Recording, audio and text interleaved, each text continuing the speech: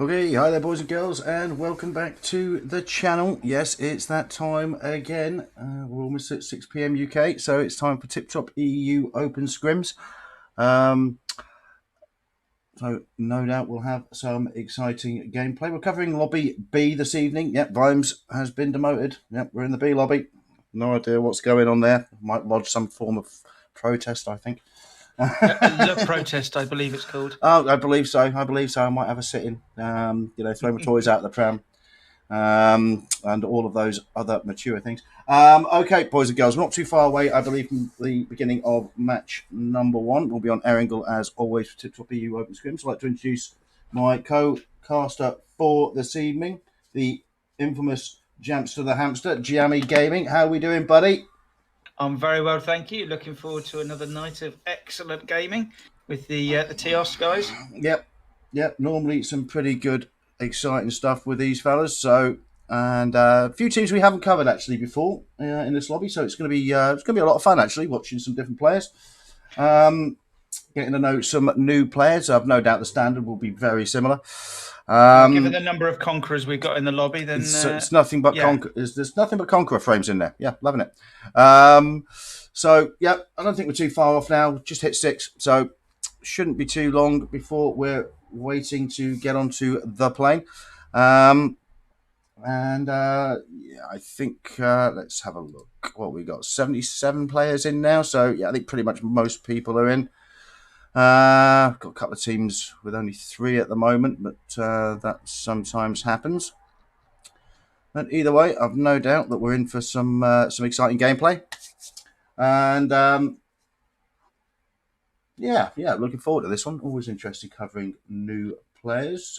Jamie, you've been covering quite a few different events, different scrims, so you're getting used to new players, different levels of play. See you and that Belgian traitorous Git Buff doing quite well and getting yourselves about. We're doing all sorts of different scrims at the moment. I'm doing a new one on Mondays, but I'll tell you what, the biggest thing it's taught me doing all these different scrims is you don't half need the slot list to be accurate. Oh yes. Because if you with some of the scrims that we do, you get to know some of the teams, some of the players. You get to know them, and you can call them off by heart. And some you just need to look at the team list, the slot list. And we did one the other night, and unfortunately, the slot list, there was a couple of teams that were wrong. And if you don't know the teams off the top of your head, it does throw it out a bit. Yep. It will be good to see. One thing I have noticed, just looking at the teams that we've got involved, a lot of them with the team tags, they do have the same tags, or at least a few of them in the team have them, and that really does help if it's accurate. Yes, it does indeed. So for anyone out there that's just watching and they play, please make sure your team tags are up to date and are accurate. And if your team really does help. And if your team tags are not up to date, and you are basically got a name that's full of nothing but unpronounceable symbols, then quite frankly, we hold no responsibility for what we call you in game. Frankly, you brought that on yourself. So we might even call you Welsh. Well, we wouldn't go that far. Okay, I don't think we're too far away from the plane now. Yep, and here we go. Okay, boys and girls, we're going in for game number 1. Let's have a look at our flight line. And an east to west with a slight south drop. So Lipovka to Quarry. So Mill Base in range, School in range, Pachinki in range. Interesting flight line, Jamie. It is. Most places, the normal drop locations all in range. This will be quite a popular flight line, actually. Goes across most of the mainland. So we might see a few people driving up towards Severny, shooting range Zaki, maybe having to get in a vehicle, head down to Novo and the south of Millie Base. But most places are going to be within range. Yeah, we've got a few early jumpers going north-south flight line. Looks like we've got a couple of people potentially heading up towards Kameshki. I'd be surprised if people aren't heading towards Rozhok Yasnaya with that flight line. Yeah, I'm thinking Yasnaya Rozhok Hospital is going to be about the limit. And then we'll probably get a couple of teams rotating south. We normally get one team go to Novo Crates and one team go to the military base. But we'll see. As we said, these teams are new ones on us. I think we've seen a couple of tags that we recognise. Okay, looks like we've got a couple of people going towards just past the Milter area. See if they're going for a long drop down of Nova. I think that would be a long drop. Looks like we've got at least one team heading over to Millbait Island. We've got Team 19, the Ironic Outlaws. They are heading down there. Now, our 7K and Clot, I think they're actually going to end up just in Milter together. They're not actually heading further south than that. Here we are with 7K on the ground. Come on, graphic render, do your job. Thank you very much. And they're getting into it, or potentially going to soon be getting into it with our friends from Clot.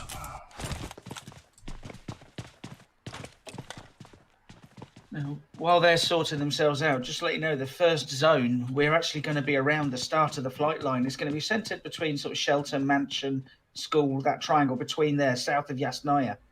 So not a hard shift for this first zone. That is our situation on the ground. Both teams seem to be employing a little bit of a 2-2 split here.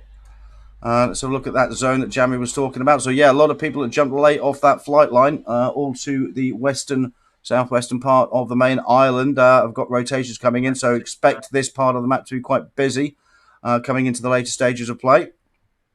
Yeah, it's also going to cause congestion around the western side. So, you know, the likes of Ruins, Pachinki, and the open ground in between, with the number of teams we've got out there, that's going to be very busy. And it wouldn't surprise me if we get a lot of carnage out in that western side quite early as people trying to dominate. Absolutely. Well, that's what we like to see. We're all in it for the gratuitous violence and gunplay. We certainly are. Not too much early contact so far, which I'm surprised about. Thought we might get a bit with all these teams concentrated on the southwest of the island. Yeah, we've had one with DS and Ria. That's up hospital area, that is. Got a couple of players from the from Team 8. And they've taken down one of the players from Team 22, the Ria No Mercy team. One of the players has already been not only knocked, but finished as well. And it looks like our friends from Ria are hightailing out of this one.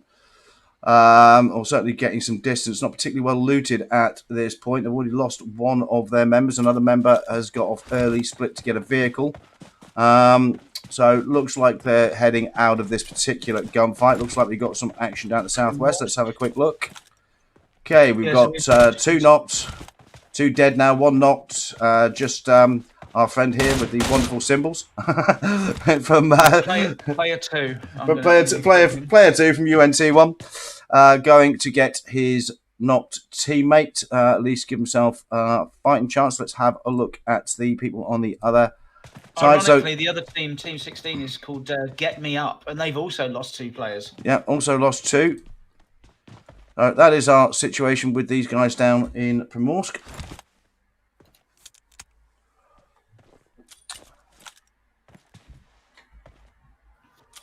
Getting some meds in, and looks like potentially a nade coming out. Maybe you thought the better of that one.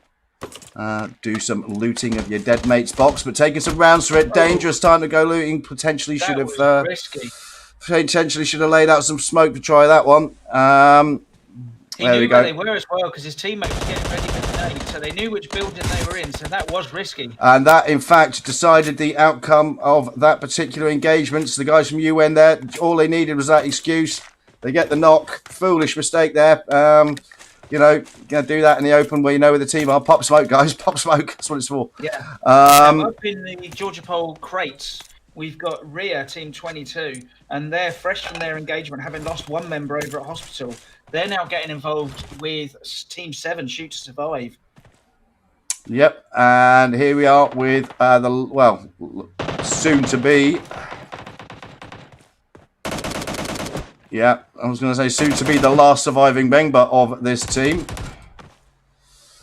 Yeah, the last player. He's got a DP with a scope by the looks of it, but he's getting out there as quick as he can. So not had a particularly great start to the game. The fellas from Ria got into one contact, lost a player, get into another contact almost straight away, lose another couple. And our friend here, not unwisely, getting out of that one, but will be playing the rest of the game as a solo. Okay, so we've got a little bit more separation between the teams now, down in the southwest. interesting split going on here. Let's check this out again. I mean, these guys landed with each other, and nobody seems to be too keen to actually push any action at this point. No, it's this is the engagement we thought would be first. And these guys just they're still looting, not getting involved in early fights they don't need to take, but clearly not afraid to get a few shots in when they can. It's, yeah, happy to keep this one an engagement across the road. Obviously, these things can change very, very quickly. One of these guys gets a knock, feels like the push is on. That could change very, very fast. Yeah, I like the position of Team 5 there, the way they're spread. You see Team 14, they're very condensed in one place. Our friend King there, the slightly isolated player, but they've got two backing up. Walking across the open doorway there, potentially trying to draw some fire. Maybe I'll give him the benefit of the doubt on that one. Let's hope, because they would have heard shots, so he knows where they are. Yeah. Anyway, what's interesting to note is everyone's still in their looting phase. No one's heading towards centre zone just yet. Although we see Team 12, Wee Queen, they're on the move. They're probably the first team to break their looting location and start heading up towards centre zone.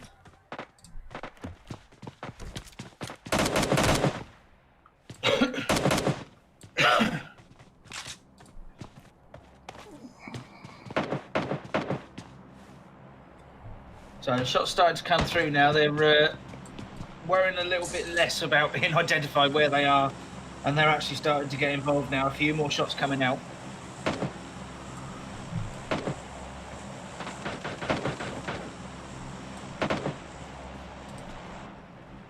Nothing too definitive at this time. We're just going to have a quick look at the rest of the situation. Okay, we've got some teams now starting to make their way into circle, but I mean, we sometimes do find this first initial stage is game number 1 in Air Angle. It can be a slow start. It can. It didn't surprise me that most of the engagements were out in the west because of where the zone was. People knew they're going to have to get their looting done quicker than perhaps if the zone was in the west. Sorry, because the zone's in the east. Yep. They've got further to travel. They're going to have to travel past other teams, so they were a bit more keen to get their looting done quickly. Yes, absolutely. We've got players that have been dancing around each other in Rozhok also quite a long time. Nobody really seeming to want to push or get early engagements. So yeah, I think we've only lost a few players, haven't we, so far? Still got 19 teams still contesting. We only started with 20, so pretty quiet. Yeah, no doubt that will change quickly. Oh, I'm sure it will. Like you said, in Rozhok, we've got a couple of teams, but they seem to be content with just seeing where they are from a distance, like the guys in Milta. We've got a similar pattern over in Rozhok, and just over to the west. What's that, DL? Yeah, we just had a sniper take. So yeah, so I got all excited, obviously, seeing a sniper. That's over in Rozhok, I believe, is it? Looks like we've got... there's another team not too far away from this now. Rotating through in vehicle. Not hanging around for that one. No, so they've been looting over on the Millie Base Island, all on their own. There was no one waiting for them on the bridge. So they're more than happy to rotate north and just head straight into centre zone. Yeah, they're heading towards the shelter area. So our first circle about to pop. We've still got guys outside of circle. So there we go. That's actually fairly benign. Nobody really who made their way towards the last zone is going to have too much difficulty rotating in that one. But these guys that we've been following, who've been staring at each other for a little bit, these guys have got to move now. And they are, yeah. That's going to put the added pressure. Who's going to break first? Are they going to rotate quickly, or are they just going to stay with this fight? And interestingly, I must admit, I wasn't looking for it, but I didn't see a huge abundance of vehicles down there. No, neither did I. Maybe that's what they've been holding up for. Now, as teams do start to move, we've got a knock over at Rozhok. And we see the team starting to spread and move about now. We've got the team 11, which is the Medic Stars Alpha. And they're getting involved with team 18, which is Team DL. We're here with our friends from DL.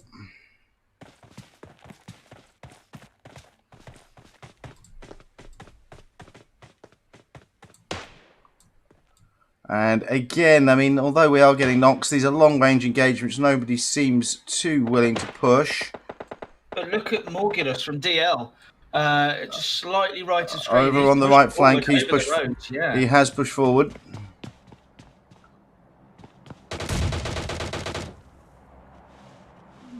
So clearly one of the more aggressive sort of fragger, I'm guessing.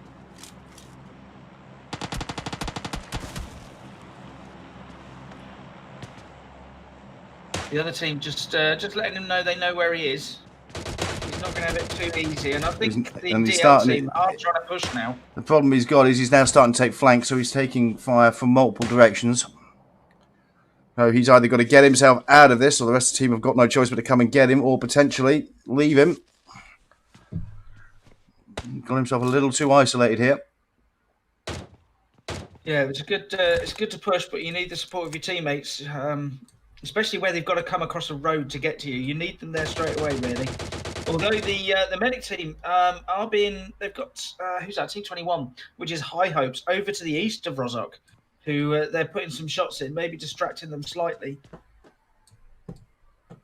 Yeah, it's interesting. I mean, with this player isolated the way he is, I feel that Team 11 should have at least pushed this to give themselves an advantage and then make the judge if they want to push across the road. Allowing one player to be a nuisance on your flank like this for this amount of time. Yeah. Yeah. I mean, even if you are just putting multiple nades through the windows, you know. Yeah, they've got two players pushing up now. You can see the Here we go. So exactly what we were talking about. Get this nuisance cleared. Well done. Yeah, so that's cleared that one flank, and they're now over. They're completely, but they do have Team 25, which is A1 XXS. They're coming in from the north. They've been up on the northern side of the map. So they're actually coming into Rozok now from that northern side, and they've got DL on the south. And starting to make their presence known now.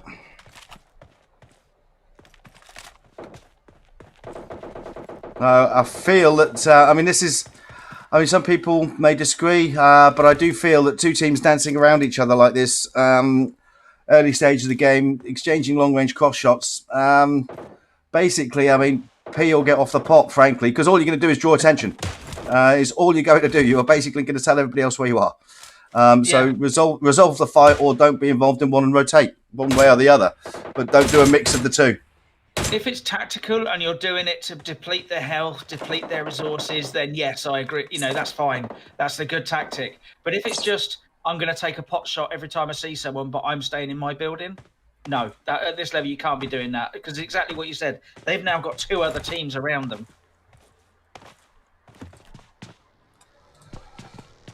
Oh, a little bit of, here we are, fellas here, well in the open.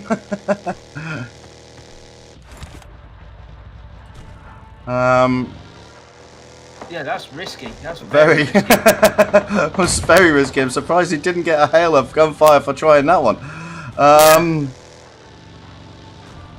Where's he going? Is he trying to draw fire? I mean, he's got a buggy for him and his teammate to escape if they need to, but they're obviously not trying to escape. You see Team 22 there out in the background as well. We've seen them a couple of times, the Rio No Mercy guys. They're now coming in on the northern shore. I mean, this is the point I was trying to make. I mean, this kind of inconclusive early game style could do nothing but draw attention.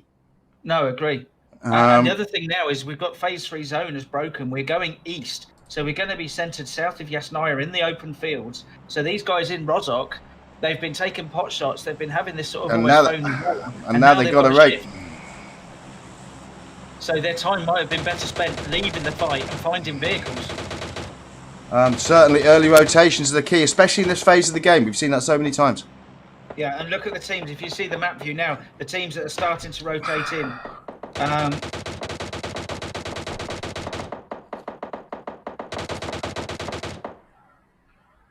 We've got now 4 teams involved in Rozok. You know, one team could have taken that and got out of there, but instead everyone's held down by each other. Absolutely. You feel it was probably a little too... Well, I personally feel probably a little bit too passive, bearing in mind the strength of this lobby. Having said that, pretty much everybody in this lobby's got a conqueror frame, which is more than I ever did. So what the hell am I saying? But you know, we do cover a lot of high-level scrims, and certainly Usually I would have expected to see that cleared more quickly and decisively, if I'm honest. Yeah, good to see the DL guys. They've got in their vehicle. They have rotated. They've got round south. They're heading into zone now. I So don't a really... decisive move by them. I don't really think they had much choice. There was no point in them staying in it. They had a vehicle. They had cover behind the buildings. They'd already lost 2 members of their team. I mean, get out. Yeah, absolutely. And also, just to give you some extra, what's happening elsewhere on the map, I mean, pretty much everywhere, everyone's got into zone already. Down on the far south, we've got the guys 7K. They were one of the teams that over in Milta. They managed to rotate away, but they were getting involved with Team 4, which is odd because we don't have a Team 4 listed, but they're GHU, which we know is Get Him Up. But they've rotated away from that. So they've gone from Milta. They're rotating almost all the way. They're up onto Pachinki Hill. Okay, so here we are with our friends from squad number 21. We have burnt out cars and flames. I'm assuming somebody's not happy with someone else. No, I think the diplomatic talks failed. And this is quite important because these compounds we're looking at now are on the edge of centre zone. Centre zone itself is just open fields. So depending on where the next zone shifts, this could be tactically really important. We're here with our friends from DS. Looks like they were getting into it with 7 Ravens, I think.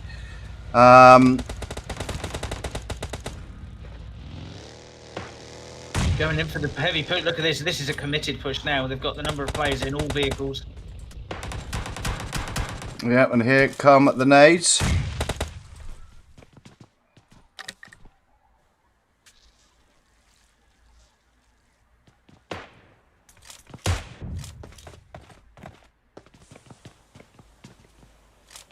So they've pushed to the building, get within closure, but now laying out some smoke, getting them reloads on.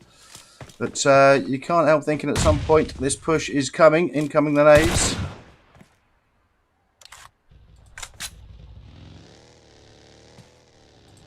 So we've also got a third party there, is that? Yeah.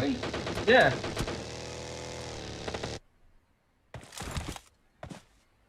So they're edge of zone now. This fight that we're looking at is right on the edge. So they're going to have to make the move. And it's nice to see T9 not messing about. They have got out there. Yeah. And they have made their way onto the edge of zone. Rav Rex here looks like it's going to be the one that's holding them up. Just trying to be the nuisance. Bit of gatekeeping maybe. Well, offensive TS put the push on, but actually did sort of spend a bit of time. They sort of moved forward aggressively, then paused. This has allowed some of the guys from 7 Raven to get out. Obviously, some third-party work going on as well, but there was a bit of a stop-start there, wasn't there? It felt like it. It was exactly what you said. It allowed 7 Raven to get out of there and to make their move, not to defend the compound, just to get out of there. And they made the right decision because it's no longer in zone. So here we are still with our friends from DS for the time being. Still got 4 team members up there. Find themselves slightly out of zone. And our 2 friends who rotated out from Ravens there actually did probably the good thing. They've got themselves in zone now. They can potentially gatekeep this a little bit.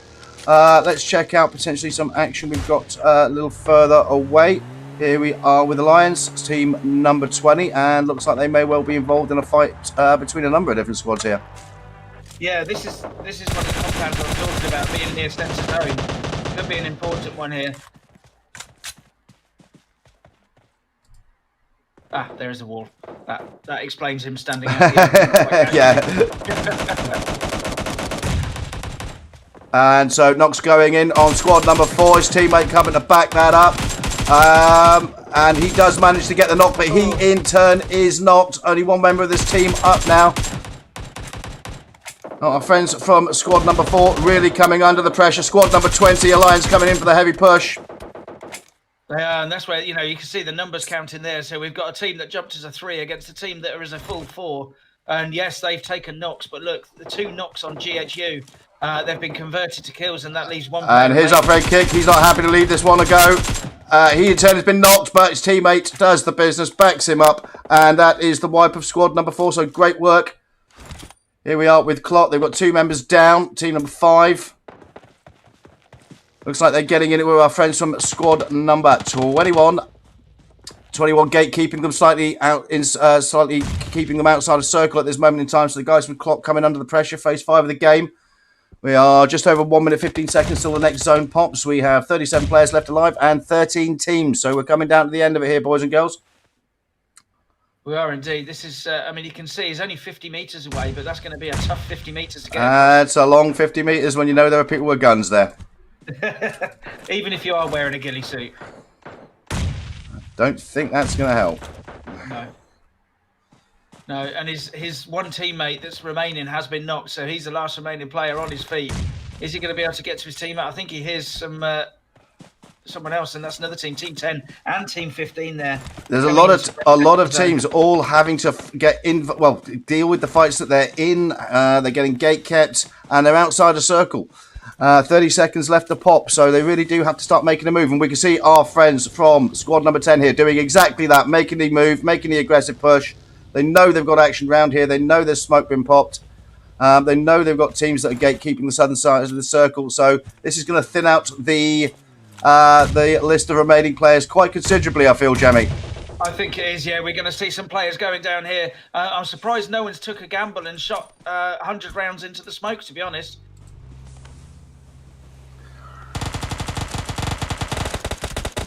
And don't tempt fate, buddy. And our friend has been knocked. Only one member now from Clot up. I think that's a nade come in. Yeah, doing his best to get the rest of his teammate. The nade doesn't quite get the clear move just in time there. Guys from 10, look now. Are they finishing this or are they looking for their own rotation? I think they're trying to finish this. They want this. They can see it. Smoke clears. In comes the zone. And I don't think our friend's going to get out here. We've got players on the left to his flank, and he's not going to waste this. He's going to take some damage before he goes down. That was some committed play, you have to say. I think that's let's do or die. It's more do and die. So we're here with our guys from squad number 6, just coming to the edge of circle. And yet, look at this at the moment in time. Nobody really taking a strong position centre circle. Yeah, it's all around the edge of circle, and we can see the zone shifted. It's not a hard shift, but it is just a shrinking of the existing zone, so everyone's just going to have to try and get in. And great tap fire from Little B there with the Mini 14, getting the knock on one of the players from Alliance. And isn't a fabulous piece of gatekeeping here by Little B. Now, these guys themselves are also not yet in zone. They're not far off it, but they're not in zone. No, and to get into zone, they've got to go on the downslope of this hill, the hill that's serving them really well as cover at the moment. Yeah, it's a good strategic position, I think, but they might want to be looking for their rotation soon, and more damage coming in with the Mini 14 tap. They need to clear this. There's a player, Dominance from Team 11 Medic Stars on their left-hand flank. And Little B looking to ensure that his right flank, his open flank is cleared, and even more fantastic play from this player. Gatekeeping the hell out of these two teams going at it, clearing his line of rotation. Dominance here on the left-hand side. Is he going to get the drop on Little B? I don't think they know he's there. I think he's doing a hiding job so far. This guy is really turning into a pest. He's not going to make many friends like this, is he? Oh, look at the knocks coming in from Little B. Absolutely shredding people.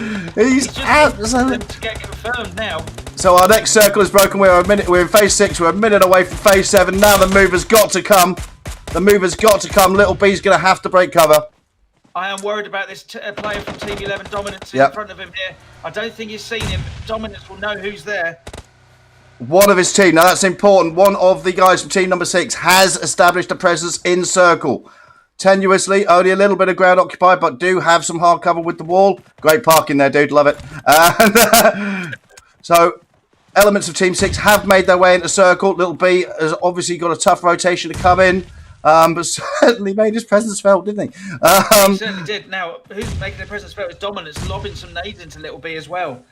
He's there on his own. They don't know he's there yet. They're rotating him right in front of him, and he does. He does get 2 down, I think. No, he's taken down. So Dominance taken out. Little B is that knocked, Jamie, or is that just not well?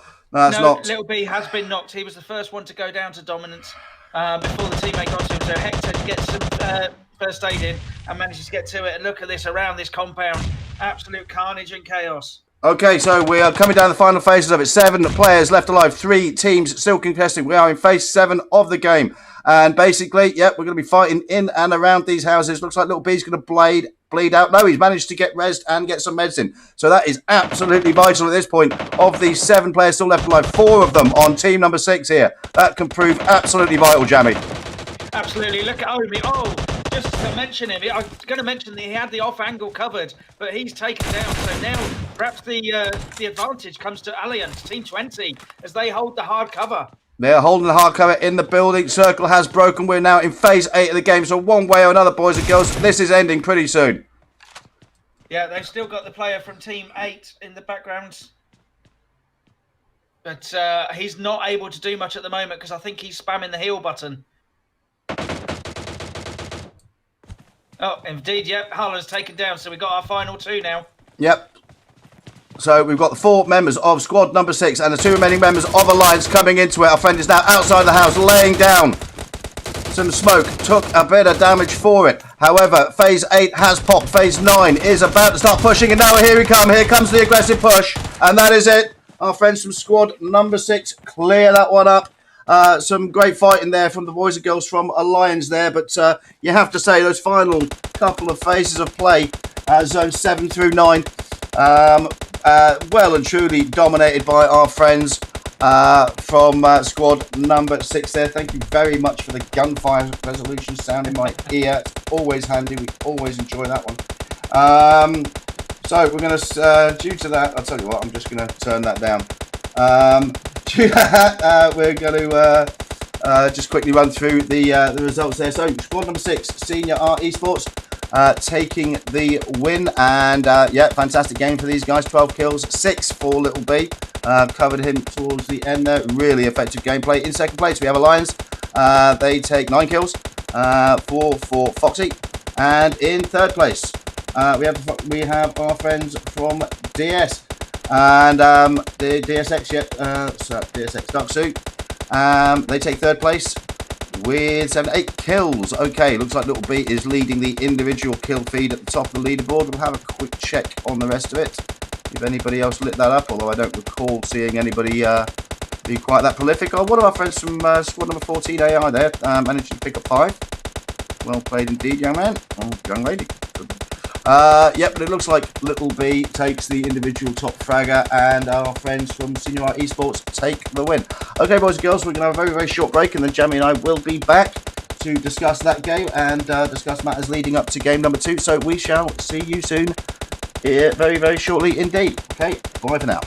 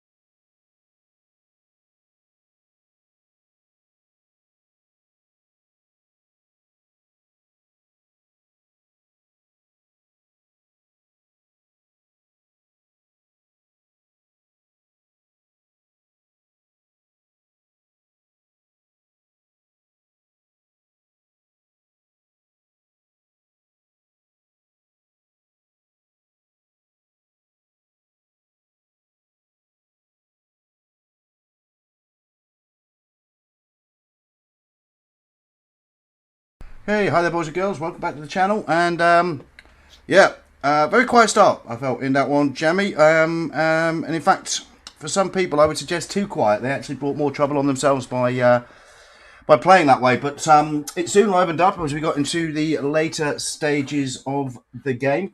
Zone wasn't really particularly challenging throughout. Actually, I didn't think there was anything there that really pushed people. But certainly, a lot in the later stages of the games, a lot of teams fighting out of zone, a lot of teams having to disengage and rotate. That was certainly the case at the southern part of the game. And then when we get into the final few phases of play, my word, did our friends from team number 6 really bring home the win and do the business. Some fantastic stuff, especially by Little B there. Totally agree. I mean, that first game there was dictated. You could see two distinct phases of that game. The first phase, and we saw the sort of the Cold War, the phony war, people taking pot shots through windows, that sort of thing. You know, just trying to deplete a little bit of health over here or there, but no real hard pushes. But what that caused, exactly as you said, is when other teams started to get involved, suddenly they had, instead of, pot shots across the road, there were 4 teams in Rozhok. Yep. Now, we almost saw that in Milta, but what we saw in Milta was 7K actually rotated away quicker, and they left that fight, and they just got completely out of there. Whereas in Rozhok, they didn't do that. We saw the DL guys rotate away. Yep. That was with they were fight they didn't need to take. I think they were getting into it with the 7 Ravens, weren't they? Yes. But I mean, obviously, you never really want to criticize boys and girls who are playing at this level. I mean, they're very good. They're very good players. They wouldn't be playing here if they weren't.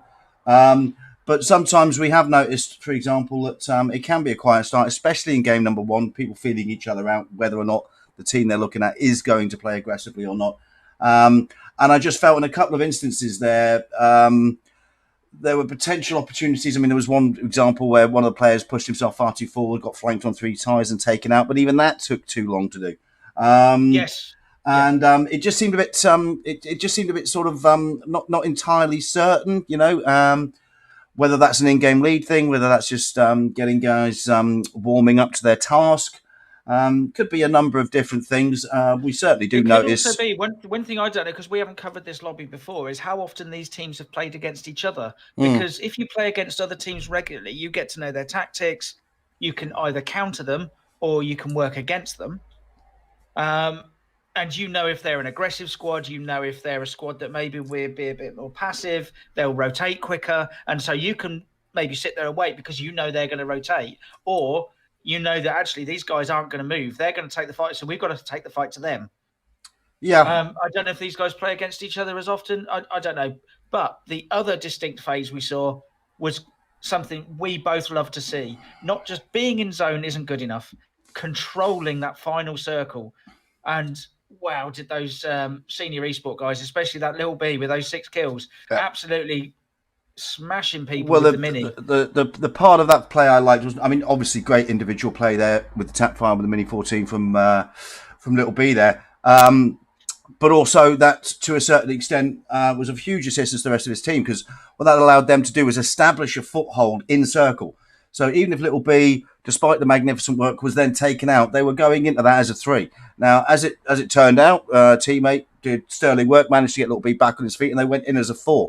But either way, they knew they had nothing to their back. They knew they'd done huge amounts of damage to the teams that they were now going to be facing in final phases of play. And they knew that basically all of the bad guys were in front of them and had been hurt. I mean, that is a great position to be in coming into phase 8 of the game. Yeah. I mean, what do you want from a player who, with the mini in that situation, even if they're not finishing players off, and he was finishing enough, but he's at the very least, he is damaging a lot of people around you. He is knocking people's health left, right, and centre. So that when the rest of the team go in, even if they go in on a one-on-one, they've got an advantage because the other players had half his health taken out. Either that, and even if they manage to get the meds in, the armour and helmet are shot. So, I mean, either way, I mean, it's all giving you advantage coming into final gunfights. And keeping the 4 up. Actually, the opposite of that is, of course, in early stages, and your snipers are taking helmets off or knocking chunks of health, well, you've got time to recover. You've got time to find another helmet. But at the end of the game, that's when you need them to do it. Yep. No, it was a fantastic piece of from gameplay from our fans. I mean, Alliance, no doubt, put up a great fight. They'd actually had a very good middle phase of the game. Alliance, good rotations, A good number of kills. Certainly a team that I'd expect to see more of this evening. Yeah, ultimately it'll be just the guys from squad number 6 there, just senior esports. They just proved to be too strong. Now we're coming into game number 2. Should be starting reasonably soon. Let's have a quick look at our room. Yeah, we've already got 70 players in, so I know we shouldn't be too far away.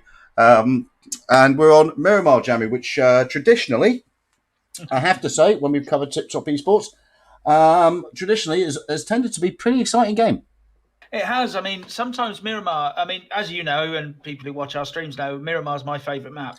But I do accept that you do get an initial phase and then you can get a dull phase because the distance is involved, that teams can be quite spread out as they make their rotation into zone. Now, that can be dictated by where the flight location was and where the first zone is. But what we often see in TipTop is that second stage, you tend to get teams rotating around the same places. They have the same sort of ideas.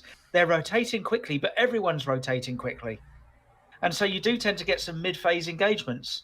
Well, I mean, also, I mean, the middle part of the game, especially, I mean, having played with you several times, is very important, Jamie, because it's about that time that you have to nail down your tent and make sure your little stove is sorted, and get the rest of your camping gear sorted, mate. This all takes time. Those of us who played with you know this. Absolutely. So you got to give a fella some time to get his gear out. Yep. And when you guys that go in and break doors down and do it face to face, when you're surrounded by a team, but suddenly you hear a shot ring out from 300 meters, you appreciate it then. Well, we appreciate it if you hit one, mate. Yeah. Details.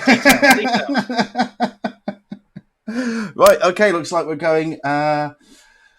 Looks like we should be not too far away from getting on the plane for game number 2, as I've said, here in Miramar. What are we looking at here, Jamie? Looks like we've got 73 players made the lobby, so good spread. We have. Now, we've got a team... got an odd... I think everyone's in different slots by the looks of it. Because Clot are in 5, which is correct. Now, Senior are in 4. Okay. Why are we moving around? 6, yeah, so everyone is in... Yeah.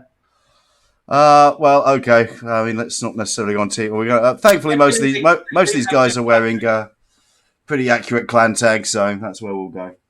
Yeah. So it shouldn't be too bad for us, hopefully. Okay, so there we are. There's the countdown for the plane. Game number 2 on Miramar. Oof. And there's our plane. Let's have a look at our flight line. Oh, interesting. Very, very, very south start. And heading towards the El Pozo area. So Chumachera, Los Leones, Picardo, Monte Nuevo, all in range, as will be a late drop to El Pozo, Jamie. Yeah, it wouldn't surprise me if we saw a lot of early jumpers here as people try and get vehicles and head up to the northeast, or late jumpers and trying to do the same, head up towards a sort of water treatment, hacienda sort of area. Everywhere else is in reach, but that is a fairly... It's almost a Vikendi-style flight line if you look at how much of the map it takes out. Yeah, and I'd be surprised if we didn't get some people maybe going towards Los Higos, Prison Island.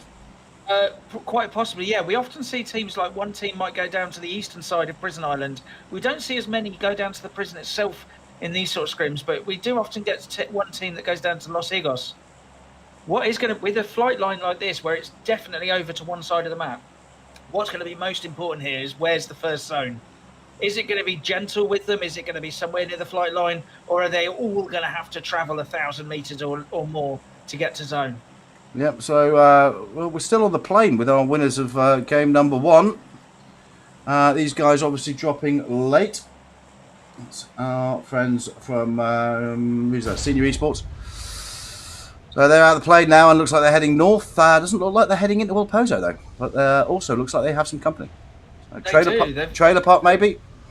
Quite possibly. They're bugging out. They're going to head to the little compound just to the southwest, and look at that. There's our circle. Yeah, I mean, it matches the flight line. It does actually. I mean, again, that's actually not a particularly difficult rotation, that one.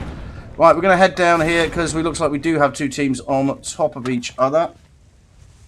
Okay, we've got high hopes here. Squad number 21 for the time being, and looks like they are getting it with friends from squad number 11, and looks like 11 have started to take some casualties.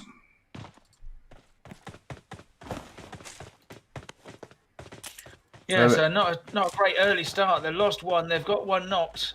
But they have also, it looks like they've put some damage into the other team as well. So it's not all one-way traffic. So we're here with Medic Stars, and that looks like another kill. So these guys from Medic Stars, team number 11. Oh, yeah, oh, my word, mate. If you needed a spray there, you really did need a spray. But doesn't have the weapon for it. He gets the knock, though. Someone's been on the TDM range. I mean, you know, we do say no, but you know, actually up close and personal, sometimes the SKS tap fire is lethal. I mean, it does a lot of damage, that S762. Oh, but spent a bit too much time there with the nade. And that was dominance that we saw in the late stages of game one, being a nuisance on his own. He's taken out, and it's Goated, the only player that remains for Team 11 there. And Goated, looks like he's picked up a couple of ARs at least, or it looks like one AR. What is that? Yeah, is that an AR and a SLR by the look of it? But yeah, on his toes. So let's have a look at the rest of the map. We got a couple of teams north of Los Leones here. Everybody else fairly well spread out, actually, Jamie. They are. Now, a zone like this, which is quite benign, it matches the flight line, and a lot of teams are already in zone. It sounds great that you don't have far to go, but you can actually get lulled into almost like a false sense of security in that you're not being pressured by the zone to move. And so perhaps you stay in that looting mentality, you stay in your looting location longer than maybe you should. Okay, we're here with our friends from Clot, squad number 5 now. They're showing just coming in as a 2, which okay. It's interesting. And if they did, then jumping Picardo was brave.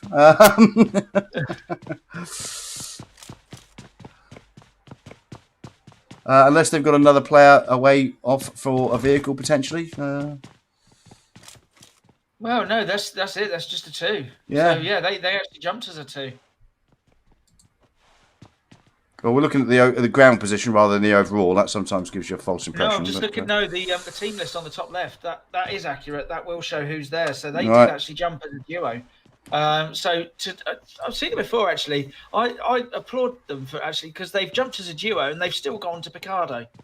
Well, right? You know, if you're jumping, if you're jumping as a duo, you might as well have some fun with it. Yeah. Yes. Says the man who jumped as a solo against squad at boot camp. Yeah, that always went well. I got 5 kills, honey. Yeah, how long did you last? 2.5 minutes. Yeah, that was usually how that one ended. Most definitely. Okay, so let's have a look. Looks like we might have a little bit of action up north here. UN. And just as we click out of that, these guys start shooting each other. You swines. So UN getting into it with Rhea. T1. I can assure you there probably is a wall in the way here. Yeah, here we go.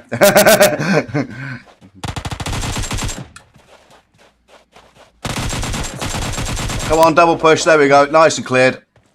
And that is Rhea taken out. And that is a finish. They go down into 19th place by the looks of it. Go back to Picardo. These guys did start shooting at each other. Looks like we've got one established knock. So Juju's been knocked. We're here with, difficult with the Scar roll spray from that. Yeah, Neji, I think that is for Rhea. 2 teammates have been knocked now.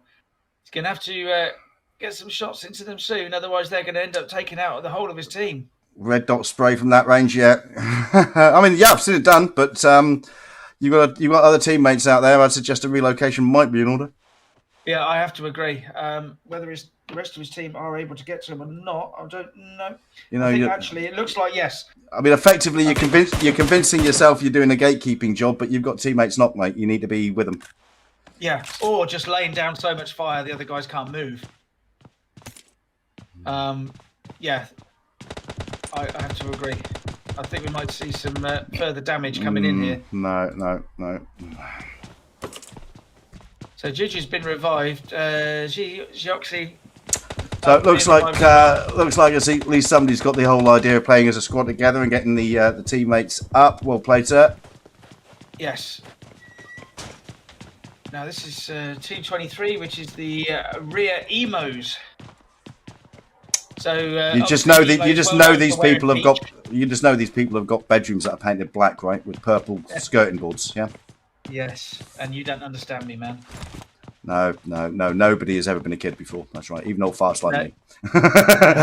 Well, yeah. Hey, I was a kid once back in the late 1850s. That's true. Yeah. Me and Disraeli, mate, we were like that.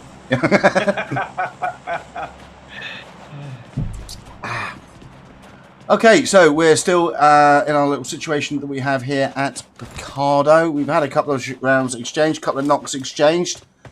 Now, it's interesting because, I mean, our friends from Team 23 here. Now, obviously, it's easy from a commentary position. We can see where the other team are. We know how they're situated.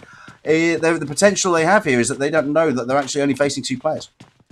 Oh, generally, they will assume it's the full squad. So, because who in their right mind jumps Picardo as a duo? So they may well be thinking, you know, do we come across this and go at it aggressively when they don't necessarily know that that's exactly what they should do. They're facing 2 players. But, yeah, that's interesting. Let's have a look at the overall situation on our map. As we saw earlier, there is our circle.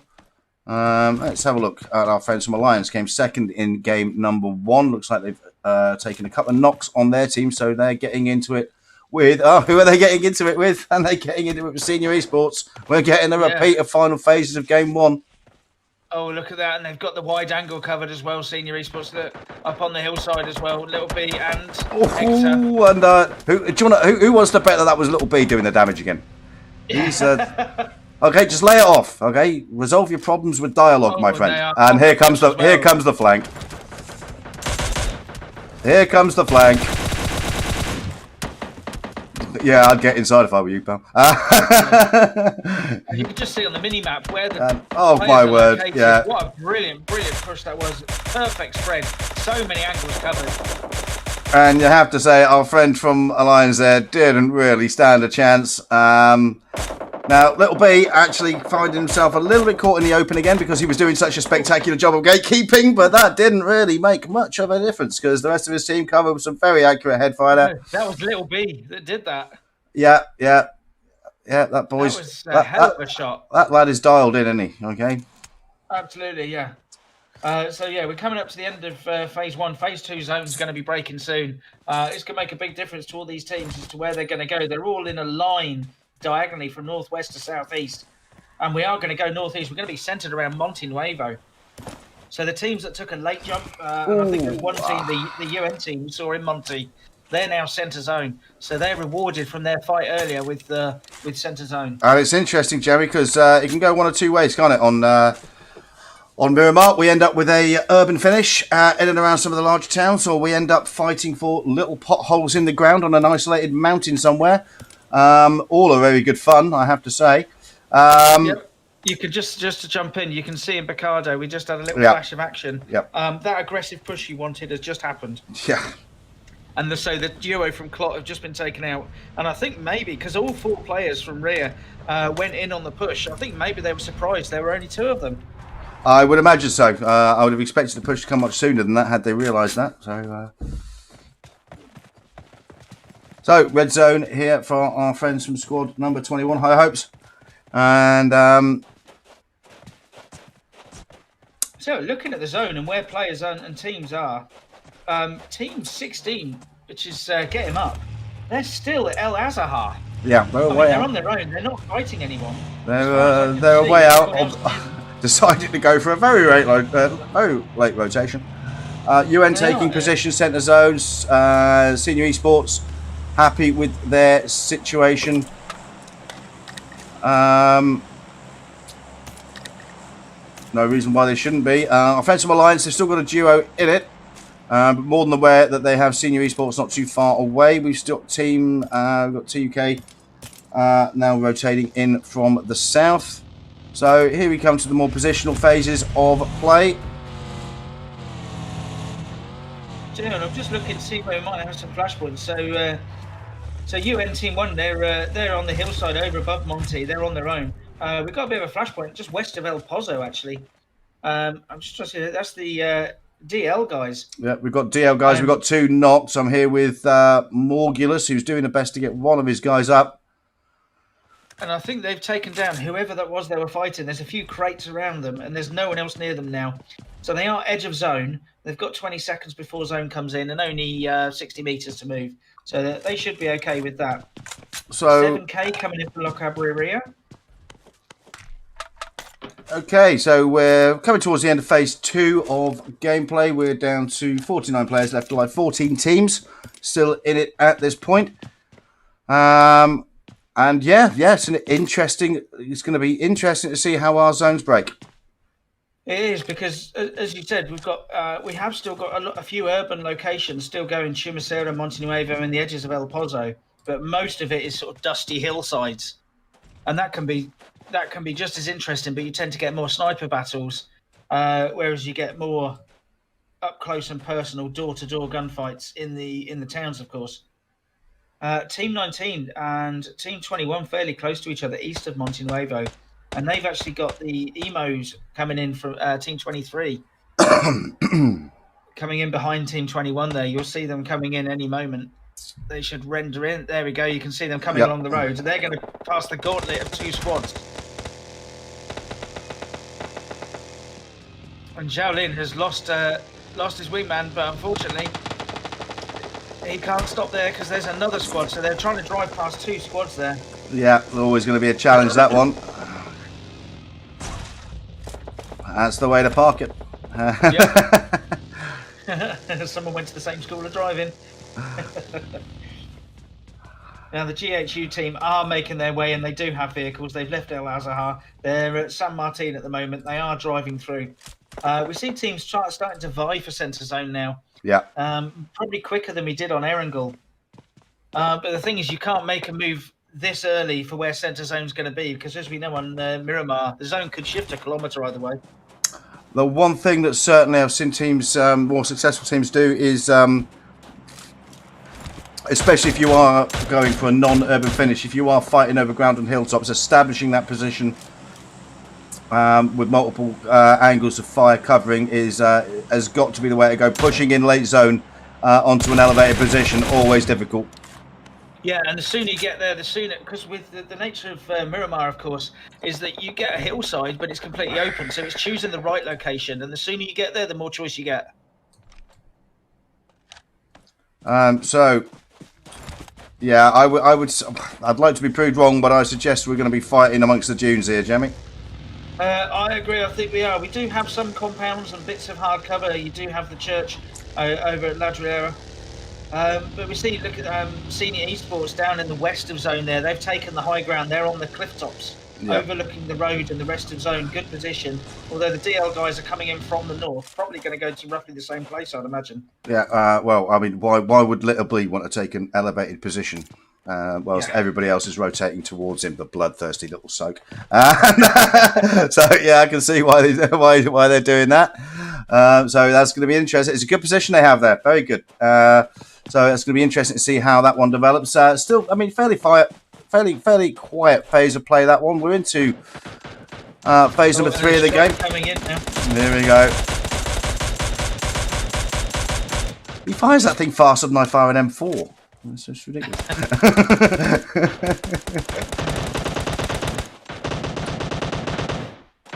So I like the way they're covering angles as well. Yeah. Good to see. So they've got no one else near them apart from the DL team. This is the kind of thing we were talking about. You pick your elevated position, you have some hard cover, you've got the contours of the ground to use, and you cover multiple angles. I mean, this is what we've seen so many times, Jamie, at this level, that successful teams do well. I agree. Now, if they're lucky with zone, then this will be the perfect position. But I'm sure if the zone shifts, we'll see them move quickly and replicate the position they've got now in the new one. But centre zone at the moment, we've got Team 23, the Emos, and Team 12 as well from Wee Queen. Another thing, I was having a conversation with actually somebody recently in lower level scrims, obviously. But one of the major differences I've noticed is when you watch scrims or teams play of this level, and we watched potentially some of the scrims that I played in, and other friends and stuff played in.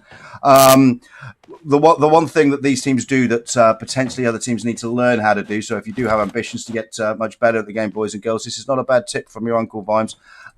Vehicles have got to be an intrinsic part of your loot. I've seen people waste so much time looking for a ×3 scope and not having enough vehicles. Vehicles can be life or death, especially late phases of game with late rotations. It should be part of your team makeup, how to get them, how to effectively loot, and how to protect. And enough teams really do not spend enough time doing this. And the reason these boys and girls play here is because, yes, they have the gun skills, yes, they have the strategy, but they also play the game as a full game, not what's good now. I need a 3 scope now. You really do need that to be an intrinsic part of your loadout. I would agree, and it is absolutely vital on the likes of Miramar and Erangel. Certainly Miramar, the distances involved. If you are running on Miramar, and you've seen me playing scrims where I ended up having to run a bloody marathon to try and get to zone. It's just not feasible. You can't do it. Now, somewhere like Sandhock, maybe even Vikendi, yes, okay, that's fine. But yeah, I completely agree. And then, as you say, late stage, it's not just transport, it's also hard cover. So here we are with our friends from squad number 21. That's the boys and girls from High Hopes. They're getting into it. Was that Ravens down there I saw? Yep, it was. Now also team number 23, not too far away. But we found ourselves out of circle here. Circle has popped. Ravens coming under some pressure here. And yeah, we've got so the UN team is actually the only ones currently in zone, and they're not far off centre zone. Now, our friends from 21 coming in for the push because they're certainly closing this one down. Yes, they are. They want this. They want this. They want this fight cleared. They want this fight cleared, and then they've got to make sure they get in for their own rotation. So it's an interesting play. A hard push away from circle to try and clear these guys. I mean, I'd have potentially gone for a gatekeeper moving forward, but these guys I probably would have done actually. Run down that hill like the clappers to take on a fight. Well, that location I think could have probably got the higher ground and gate kept these guys coming in, but either way, and they are taken down, and just 0 who's remaining. And that is Ravens taken out. So a good push. From our friends from Team 21, HH. And what are we looking at now? So we are about to... We're in phase... What was it? Phase 4 of the game? Yep, phase 4 of the game. We are... Well, blue is now starting to push. So our friends from squad number 21 just about got that cleared in time. Nice smoking Camaro there. And phase 4 of the game. We're down to 38 players left alive. 13 teams still contesting at this point. Our friends... From squad number 4 now. Senior Esports still look like they've got a strong location, but we've got a lot of players, Jammy, coming in to this against higher elevated teams down to the south and west here. Yeah, and look at the teams on the hillsides. Would you want to be a team going through that gauntlet along the roadway? No. So I really would not. Position up on the high ground. It's really important now you get a strong position. And we're here with our friends from squad number 19. That's the Ironic Outlaws. And take down the last remaining player there from Sulal is taken down.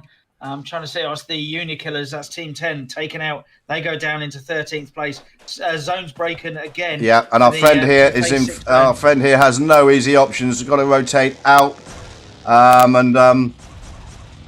that's always good for your health. That one. Whilst in the blue in phase 5 of the game. Taking shots. Yeah, couldn't rotate towards zone. News game gate kept by a full squad. Oh, and no, not like that. That's one way to go, buddy.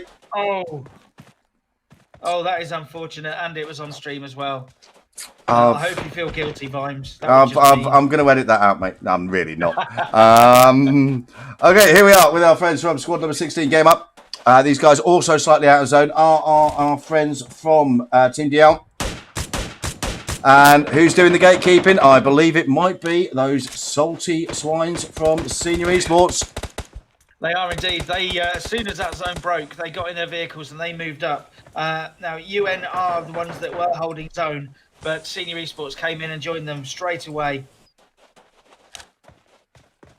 So it just shows if you've got that strong position and you can rotate when you choose to, Look at the difference. They've rotated into zone, and whereas the player we just saw, because he was under so much pressure and he was desperate to get out of the blue, of course, he was driving so quick that he couldn't avoid the tree. Now, I'm not saying he could have foreseen the tree, but it was the pressure. Not getting it their own way, though, Senior Esports. Some effective fire coming back towards them. They are still in circle at this point. But this is the thing. They do have effective cover here. They can cover multiple angles.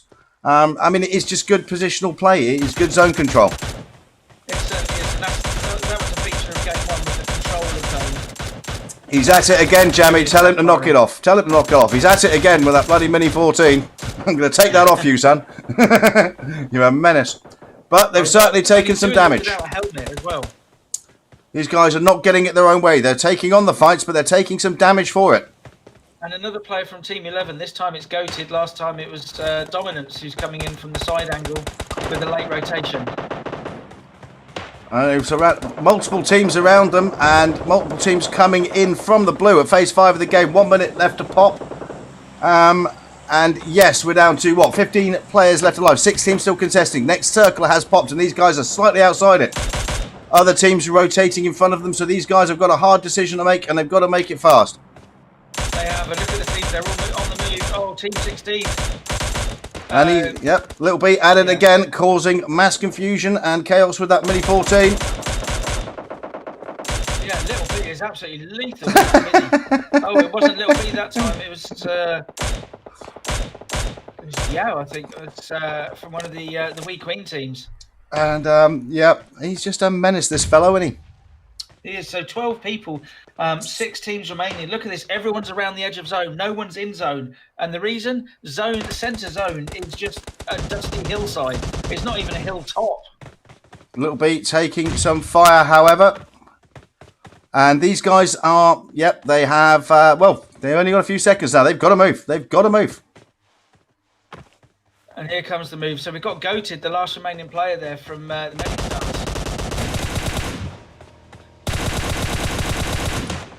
And that spray cost him. So the guys from Senior Esports now really under it. Really starting to come under it.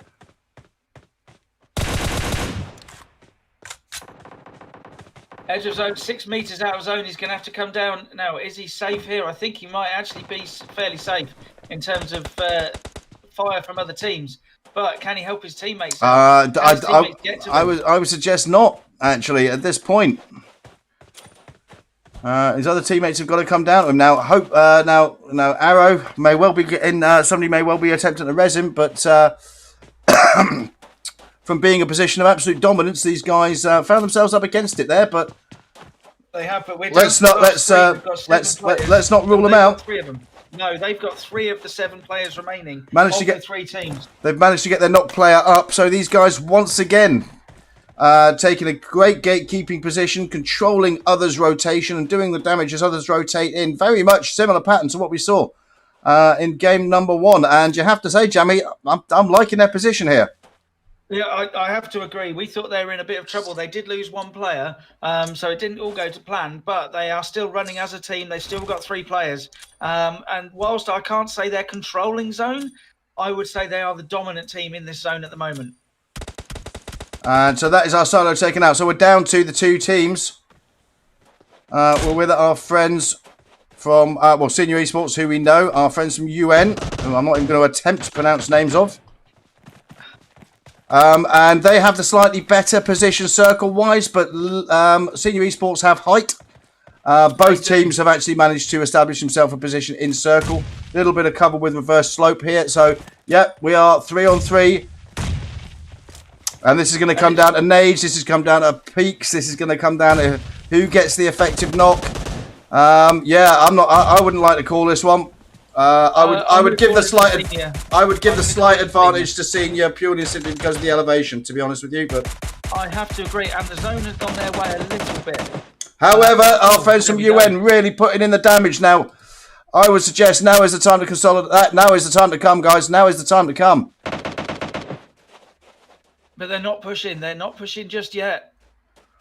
Have they used their orders? Have they used their throwables? Obviously very difficult. But this is the time that they really needed to push. Look at the knocks they put in on the senior here, and they're allowing senior to get Here we meds go, in to and they recover. are. Look, they fanned out. They're working the flanks now. They haven't moved out wide. And that's Arrow taking out 2 players from Arrow, the only member of his team up. And I think the guys from UN took that, didn't they, Jamie? I think they did. Yeah, it was just one too Yeah. many for Arrow. That was some great work from UN there. You have to say, Senior Esports really did have the high ground and did much the same thing as they in game 2 as they did in game 1. But you can take nothing away from our winners of game number 2 there. UN really putting the hurt into the guys from Senior there. And when the push came, it proved too strong. So they take a well-deserved win in game number 2 on Miramar. And look at that. What, 13 kills for these guys? 5 kills for their top killer. And we have. I'm sorry, dude. I'm just not even going to try. And we have. In second place we have our friends from Senior Esports. Game contesting. Little B taking 4 kills for that team. The Keen taking 8 overall. And in third place, MS. I think that was because they had a solo who survived towards the end there. Unfortunately, no kills for these boys and girls, but they take third place. Our top fragger is our friend from UN with 5 kills. Let's have a quick look. Just to comment on the third place team there, the Medic Stars. Interesting to see that in game 1 they had another player that was at late stages on their own as well. So with this game it was Goated, and in game 1 it was Dominance, also causing some problems for the other teams as a solo. That's right. Looks like we have one of the guys from HH Hyper there, also taking 5 kills. So they shares the top fragger prize there. But no doubt as to our winners, UN, fantastic play at the end against tough opposition. They really closed that one out very beautifully. We're going to take a very short break. Jamie and I will be back for a bit of post-match analysis shortly, and we'll see you for game number 3. Bye for now, boys and girls. We'll see you soon.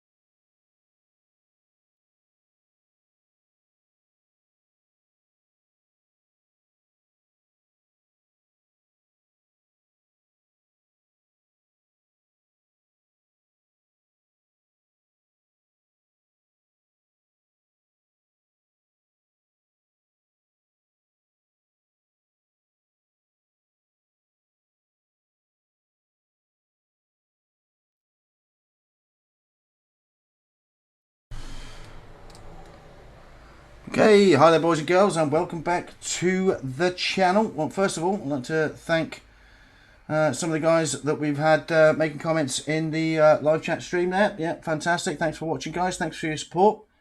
Wow, somebody downvoted the video. Well, get a life, buddy. And I think that might have been the team who got killed first, I'd imagine. but yeah, we've had some really good play actually in games 1 and 2. Some of the same teams featuring. UN certainly featured well in game 1, but certainly did a fantastic job there in game 2. Senior Esports also featuring very well. Again, a little bit quiet early game, but my word, when the zone pushes came, Jammy, that really did separate the men from the boys, as it were. And I have to say, the final, I thought Senior Esports' zone control coming into the game and controlling the high ground was fantastic, but they certainly didn't have it their own way. And when given opportunity, our good friends from UN, my word, did they make it count? Oh, they certainly did. And as you say, we had our early skirmishes. Now we had what we thought was passive play in Baccardo, but of course they didn't know it was only a duo. We did have some knocks here and there and a few confrontations. We then had the rotation, looting phase, and people moving into zone. Even though it was quite a benign first zone, we then started to see some harder shifts going north-south within the zone. But in the end, it was the teams that took early positions. Now, Senior Esports, we've seen them do it already, and we saw it in that game. They take a strong position, they move with the zone. But UN had done exactly the same. Yeah. And at the end, wow, we saw some gun skills there. So one player dead, 2 knocked. He's on his own. He manages to establish 1 knock and can't quite get the next. He actually established a 2nd knock. I was just watching the feedback then. The player that was on the hillside in front of him, he did knock, but it was the player on the off angle that actually took him down in the end. So he was very close to getting it onto a 1v1 for the finish. Yeah, no, I mean, there were some great gun skills displayed at the end. I mean, literally 30 seconds before the end, I would have given the slight edge, I think, to Senior Esports purely. Well, I did. I wrongly called it purely because they had the high ground, and obviously, pushing up is always going to be a bit more difficult under those circumstances. But then a fantastic few seconds of gameplay from the guys from UN establishing 2 knocks, and then they sort of faltered for a second, maybe just sorted themselves out a bit, then established more knocks as one of the players from Senior Esports was rezzed. And then they weren't gonna need 2 bites of the cherry. As soon as they established those knocks, bang, we're in. And that was just a great push uphill under trying circumstances to take the win there. It was, and as you say, up a steep hill as well, so they can't get up there quickly. But what they made sure they did is they fanned out and they got the angles. So they didn't just all run up together, which, is a tactic. But they made sure they each had a different angle, and it paid out in the end because the last remaining player was able to get that off angle on the Senior Esports player and take him out. Are you suggesting my normal tactic of charge, yeah, let's go in, is not always effective, Jamie? What's wrong with you? Oh, I wouldn't say such a thing. I wouldn't. Whether I'm within a couple of 100 miles of you, but no, that was really exciting play, and hats off to the guys from UN there. That was really exciting play. Looking forward to seeing more of them in game number 3. Which, interestingly, game number 3, Sarnok, Jamie, isn't game number 3 normally Vikendi on TipTop? It has been. Now, as we know, Vikendi's come out of the PMCO PMPL roster. Yeah. And so I've noticed that a lot of scrims that have Vikendi listed aren't doing it. They're actually doing a sort of Erangel, Miramar, Sandhawk, back to Erangel type rotor. Yeah, So interesting. I'm not sure if they're doing that on this one. I assume that's what they're doing. To be fair, it's 2 weeks since I've streamed for TipTop, so they may well be trying a slightly different format to reflect what is happening on the pro scene. I'll certainly be disappointed if we don't get a Vikendi game. I must admit, it's one of my favourite maps. But yeah, we have Sarnok, a map again. I do indeed enjoy it. Well, this was one of my. This was actually my favourite map to do solo versus squad. This one. Yeah. I enjoyed squad play on Sarnok, but Sarnok for me was all about gatekeeping, third party work, crashing into a squad that had already been in the fight somewhere else and clearing up and getting involved in huge gunfights and hitting people in the face with a pan. That does sound a little bit too tactical. Are you sure it was about gatekeeping and all the rest, and it wasn't just about jumping out of an aeroplane and shouting charge? There may well have been an element of that. But yeah. So, yep, we're going to be on Son. It's going to be interesting to see how our teams handle this one. Very exciting gameplay, I have to say. I'm enjoying the gameplay. Not teams that we've covered a lot before in the past, but really enjoying these guys. Yeah, we've had some great gameplay. I'm sure we'll get more of the same in match number 3. Now, I think we should be in and around the climbing frames to before we get on the plane fairly soon, and in fact we are. Okay. I'm just going to follow the winning team from game 2, which if I can find them, should be UN team 24. They should be in 24, I think. Yeah. So it's UN team 1 or UNT1.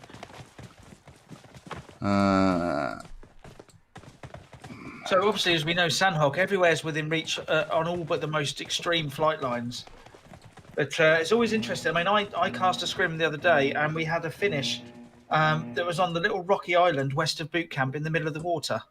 It was an absolutely crazy finish to the game. Okay, so we're on the plane. Let's have a look at our flight line, and looks like we're going south to north, Jammy. So not too far from. To Camp Charlie Sammy area, and heading straight over Paradise between Cow and Mong Nai. Not really worth discussing what's in range. Pretty much everything is. So let's see where people are heading. We'll definitely get some people heading over to docks, I'd imagine. I'd imagine we get one team over to docks. We might get 2 or 3 into boot camp, quite possibly. We often see in this one people not necessarily going to Paradise, but around Paradise. Yeah. But boot camp is always popular in these scrims. It would be they've one overflown it. It looks like we might have at least 2 in. Well, we've currently got 4 over camp. The top of it. So we've got the rear emos. We've got action very early on down in Camp Charlie by the look of it. Medic Stars, Clot, and rear. So we've got 2 of the rear teams. Medic Stars and Clot are all in boot camp. But as you say, Camp Charlie, we've got 2 teams and another team surrounding it as well.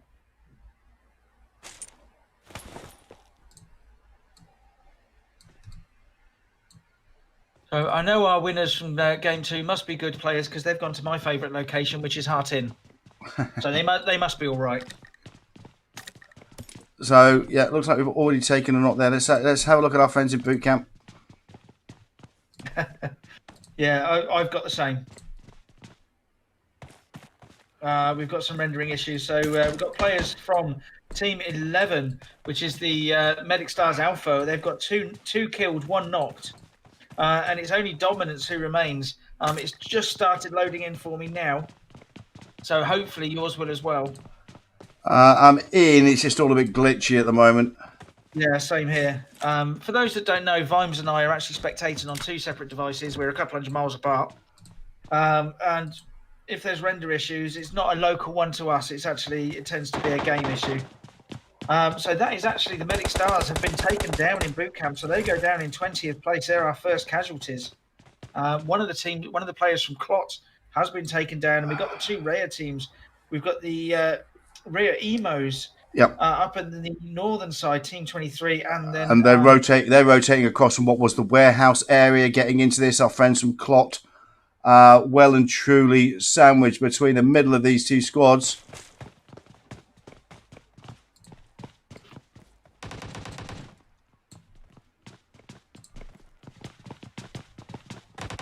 So just to give you a general flavour, while Vimes is watching and commentating on this, I'm just going to let you know that we still have a bit of action in Camp Charlie. We've got the A1, which is Team 25. We've also got Team 10, the Unikillers, getting involved in Camp Charlie. They've also got Team 6, which is... oh, no, it's not them. It is GHU, so that's Get Him Up, one of the GHU teams. They are nicely spread for their looting as well out in the area. And the guys from Clot started coming. Unfortunately, one of their members either came off the drop, but now starting to put in some great work with the QBU. Coming into the fight late, but that was some great work. Isolated away from the squad, but made it count. Hit them straight in the butt. Certainly did. So we're down to 2 teams in boot camp now. Clot and the Rare No Mercy gang. And who doesn't love looting a snowman? Absolutely. Yeah. Running into boot camp when you haven't even got a helmet on. That's your kind of gameplay. Who needs a helmet? Helmets are for pussies. So we see a lot of teams are quite spread out. We've got a benign first zone. The first zone is just centered just northeast of. There we go. And our friend King there certainly got a good look at a couple of the players from rear there. Out comes a nade. Oh, that could be good. That could be good, actually. Oh, not quite. Doesn't quite get the knock, but there we go. Have some of that, my friend. You didn't use the hardcover quite as well as you thought. Oh! Wowzers. But nice peak spray from the window there. Gets the knock on our friend King. Oh, bear with me. And Clot clearing up. And our friend Jammy is temporarily away from stream as he takes a phone call. The noob. So it does look like our friends from Clot here are great, finding themselves between 2 teams from the same clan, Rhea, and ultimately prevailing with some great tap fire from the QBU and then great grenade work and gun skills to clear out boot camp. So team number 5 here, Kings of boot camp, and yeah, our friends having a bit of a celebrate. Okay, let's have a look at the general disposition on the rest of the map. Most teams fairly well spread out. Looks like we've got a little bit separation here down at Camp Charlie. And yeah, where are we going to pop? I must admit, this is one of the reasons I do like Sarnock, especially when you have the coastlines of the 3 islands all potentially in play. How the zone breaks can be absolutely vital on this map. And another factor one has to consider, of course, is that most rotations on this map are done on foot. So it can always produce some very interesting gameplay. I'm surprised we didn't get more action around the Painan area, I have to say. Tends to be a very popular drop normally. Oh, let's have a look. We've got some friends. Is that UN, our friends who won game number 2? Looks like they're coming across the bridge. And I've seen this before. I've seen people gatekeep this bridge before using that position. Doesn't look like sorry, mate. I covered for you. When Amazon say it could be any time of day, they really mean it, don't they? They really do, buddy. They really do. You know what I mean? You're just going to have to get your copy of Bombay Badonkadonks at a different time, mate. What can I say? Don't know where that came from, then, mind. That's thrown me. Yeah, it really did. Yeah. Welcome to the Vimes one-liner. It does tend to be, unpredictable. Oh no, entirely predictable. Okay, we're here with our winners from game number 2, and they're closing into our friends of squad number 19, the Ironic Outlaws, and we're going to very quickly see rounds going out, and here we go. And that is a knock established by our friends. 2 knocks established by our friends from squad number 24, UN. UNT1 very much continuing the start of game number 3 as they finished game number 2. However, our friend Milo there doing great work, getting a knock on one of them. Taking a few rounds. Here we go. Out comes a spray. But ultimately the team from squad number 24, UN, proving slightly too strong there, and they do have 1 player knocked, so they should be able to get the res on and come out of there as a 4. So some fantastic work from these guys. Looks like we've also got some action with DL up there. Let's have a quick scan. And that looks like they've been taken out there by the guys from WE, the Wee Queen. Okay. I tell you what, I talk a lot about tactics and rotation and strategy, but that was just bloody good gunplay. That wasn't it? It really, really was, mate. Yeah. It's a flare. A flare's gone up. That's interesting because flares aren't actually meant to be used in these matches. So that's an interesting "I am here" notification to everybody. Yeah, I thought flares were turned off in these scrims. So did I. I think that they're not allowed. They're clearly not switched off, but they're not meant to be used if they're found. I didn't think. Well, I mean that's something you can turn off. Yes. isn't it? Yeah, so obviously an error there. We'll see what happens, see if there's any comeback. I'm sure there probably won't be, apart from a slap on the wrist, I'd imagine, unless somebody gets a Mark 14 M249 and No, goes on a yeah, I was rampage. going to say we've covered TipTop Scrims, Jamie, where people have been people have been carrying well, not necessarily flare crate weapons, but yeah. No, so it's okay if it's from a standard crate, but yeah, as you say, it's meant to be turned off. We'll see. That'll be. I'd imagine that'll be straight in the chat. I must admit, it's not something that's ever really come up in all the time we've been covering TipTop, to be honest with you. So yeah, that'd be an interesting No, I one. agree. We might have just dropped somebody right in it there, mate. Well, I think every player on the map would have seen that on Sanhok. I think everyone's straight into the reporting channel. Interesting to see that Team 8, the Dark Souls, they are pretty much centre zone. So they've still got all 4 players remaining. Looks like our friends from Klopp may well have some company on the outskirts of boot camp. Let's have a quick look here, Jamie. We've got 3 teams in and around each other. Oh, good timing. So that's 2 players from GHU have been knocked. And the 7K guys. And that's the team wiped. So great work from the guys from 7K. And what's their reward? Who's waiting for them? Senior Esport. Who's waiting for them, you bloodthirsty little toad? Now, and 0 kills for the team so far. I know we seem to be adopting a favourite very well. Look at that. What a spray that is. Look at that. As soon as we pop in, the gunplay happens, and yeah, honestly, guys, talk about your problems. Get some resolution. All this violence, it's not good for you. No, it's good for you. Yeah, it's definitely good for you. Although Little B there, unusually without the mini, going fully auto. And proving to be just as lethal. Yeah. One of our mottos was, your mama was wrong, violence does solve problems. And, and Little B putting that to good effect. Right here. So the guys from 7K doing a great job earlier, getting some clears on. But yeah, as Jamie said, who did they have waiting for them? However, not getting it their own way, as we saw in the earlier game. They've started to take some knocks now. Yeah, but taken down. 247 is taken down. And so they win one fight, but they can't win them all. But they've got GHU coming up as well. Yeah, we've got a couple of players from GHU there. Now we're already phase 3 of the game. These guys find themselves slightly out of the blue. They've now made their way in. They've managed to get a vehicle and they're going for a rotation. Oh, the exploding truck. Oh no, it's a BRDM. They've called a BRDM with the flare. Now that will be the big rolling death machine. Yeah, this isn't just grabbing a Mark 14 or an AWM, which you can find in the ordinary crates. That's calling up a BRDM, and that will not go down well, I'm afraid, with the other teams. I've never. Interesting zone. I've never seen it.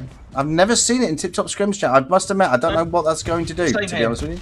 Same here. I think there will be some people not happy about that one. Now, interesting zone. We can see here, as we know, we love the chaos that a water finish brings up, and we do still have the potential for that. Teams are making their way north, away from boot camp, but look, they're all going to converge on that open shore, which is centre zone. And look at might look a bit green, but it's actually quite open. And look at our friends from Alliance here. They're making their way in from the Western Island. But who are they going to gate kept by? On the high ground, they're going to potentially be running into our friends from UN. Now, looks like we do potentially also have some action around, just north of the Paradise area. This is our friends from Seven Ravens.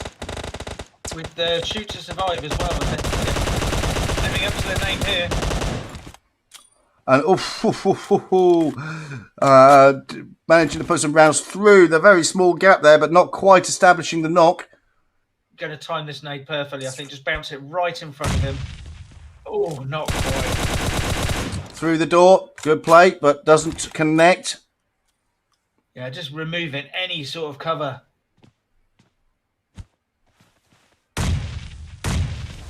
But the player isn't actually in the building. I think the player's behind the building. Just behind the building, yeah. He's got his team behind him, but he's in a bit of a difficult position here. He can't really move. And watching his flank, and that was took Yeah, oh well, it's very difficult Absolutely brutal. but took potentially the wrong time to shoot. Did see the player, didn't manage to get the rounds, emptied half the mag, so the player pops out, says thank you very much, and takes care of that. If it hadn't been for that slight pause in fire, I think he would have taken him down. I mean, to be fair, we're not always seeing what the player sees, game glitch, lag issues. There could be many reasons for that. Of course, yeah. So zone has popped again. So phase 5 of the game is going to be including Paradise, which is unusual. So we're going to be centered around the area southwest of Paradise, but Paradise itself is still in zone. And exactly what you said, we've got the Alliance guys and UN up in the north. I think they're knocking each other as they try and make their way across the water. And we've got multiple fights happening all over the map. Which one do we go to? I think I'd like to have a look on that because we did speculate that this was going to happen. So we're going to join our friends from Alliance here. They're getting pushed with the blue at their back, and they know that they've got people gatekeeping them to the front. And this is always a tough one on Sarnock, isn't it, Jammy? Blue at your back and river crossing in front while getting gate kept. Oh, it's horrible, yeah. And you get to the edge of the water and you look across and you see like 4 M4s pointed at you. It's not a good feeling. And these guys looking to change the angle of rotation slightly, head slightly to the south, but this is going to hurt. Phase 4 of the game. And even if they're fully boosted, the trouble is with this area of water, it's so shallow that you can't even swim deep enough to avoid bullets. You are actually running or even walking across shallow water most of the time. However, it's so visible. You'll see from this view, you'll see how visible that team's going to be as they come across this water. So certainly getting gate kept by our friends from UN here, but UN have also found themselves out of go prone. Yeah, and look, they just can't swim across. You can't go into deep water and swim and risk that. And very effective fire coming out, but these guys also getting pushed by the blue. I think they want these two from Alliance cleared, though. Yeah, I think Alliance, the guys there are better off just not trying. They might have to call it a bad day at the office, and we're just going to stay on the beach and not give away our kill points to another team. Just mark that one down to experience, I think. So yeah, it looks like the guys from UN bugging out of that, getting into their next rotation. They find themselves not too far away from the next circle. However, team number 7 also not too far away at this point. And there is our circle.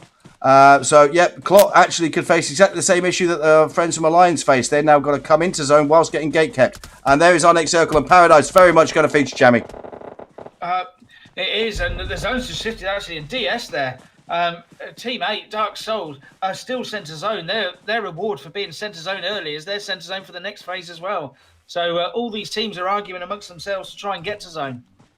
And DS have got a great position here. They're the only people who've established a presence. Everybody else involved in fights outside of zone. And that looks like, was that clock taken out, Jamie?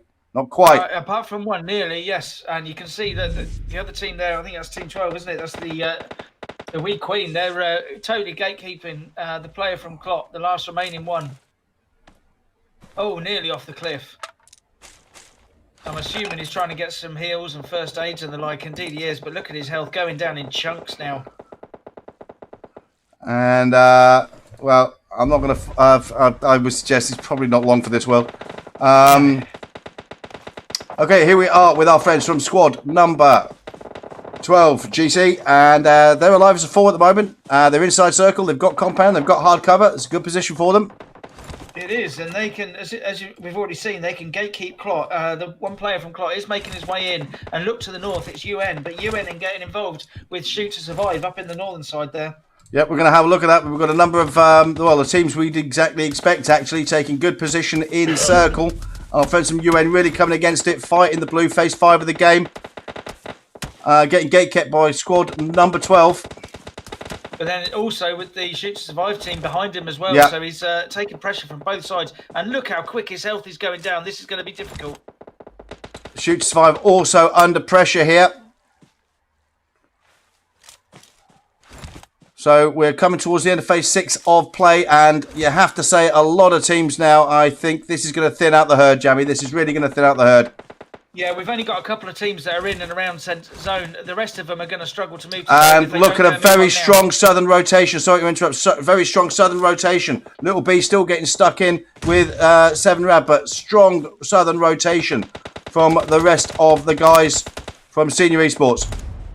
It certainly is. They want this compound. They see how strategically important this is.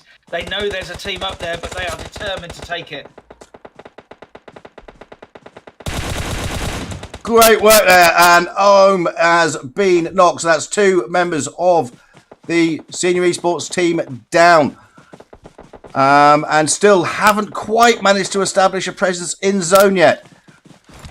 No, Ohm is in zone actually, but he's in a not a great position. And Little B providing cover fire. Puts some great cover fire in, gets to his teammate, but certainly the guys from Senior Esports are up against it. We are coming towards the end of phase 6 of play. We're down to 13 players left alive. Only 4 teams contesting at this point. And one of those, I mean, we see the 7 Raven Rex is miles out of zone. He's not going to make it much further, I'm afraid. The guys from DS are out of zone. So really, this is between the Wee Queen and Senior Esports. I think DS are outside the zone. Wee Queen with a brilliant position here to take game 3. If they can hold off Senior Esports, I think they could be in a very strong place. Absolutely, and Yao here has a great elevated position. Looks like he has established a knock on Sarome. Instantly looking to cover his left flank from squad number 8. That's someone who knows their job very well. They help. And look at that zone shift, Jamie. These guys have got position. Look at this. Everybody else has got to come to them. Yeah, and look at that. They've got so Arrow goes down. So we do have our final 2. It's DS against Wee Queens. And DS really up against it here. This is going to be very, very tough indeed. And yep, okay. So one of the DS players makes the break. The rest of these guys are still trying to heal up. Just spamming the heal. They need to share these first aids out between them. There's no point in both. I don't think these guys are getting out, mate. I really don't. Our friend here manages to get in a heal. He takes a shot. He is down. Only 1 member up now, and you have to say, yeah, squad number 12. Yeah, well, they've got this. They've just got it. Our friend here just can't get out. They'd have been better off giving all the first aids to 1 player and everyone else just taking a dive because he would have now had 8 first aids. Yeah, it's always a shame to see it end that way, but to be honest with you, I don't think there was any way out for DS there.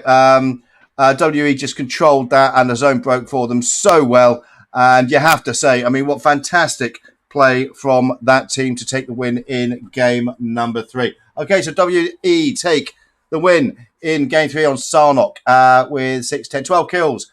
In second place, we have our friends from DS with 5 kills. And in third place, we've been featuring them a lot tonight. That's because they're a bunch of bloodthirsty lunatics. That's Senior Esports with 8 kills. Hector there, the kill leader on that team for once. So Hector from that team and Yao, who we did cover a little bit in that game, both sharing with 4 kills thus far. And look at our friend here from Clot.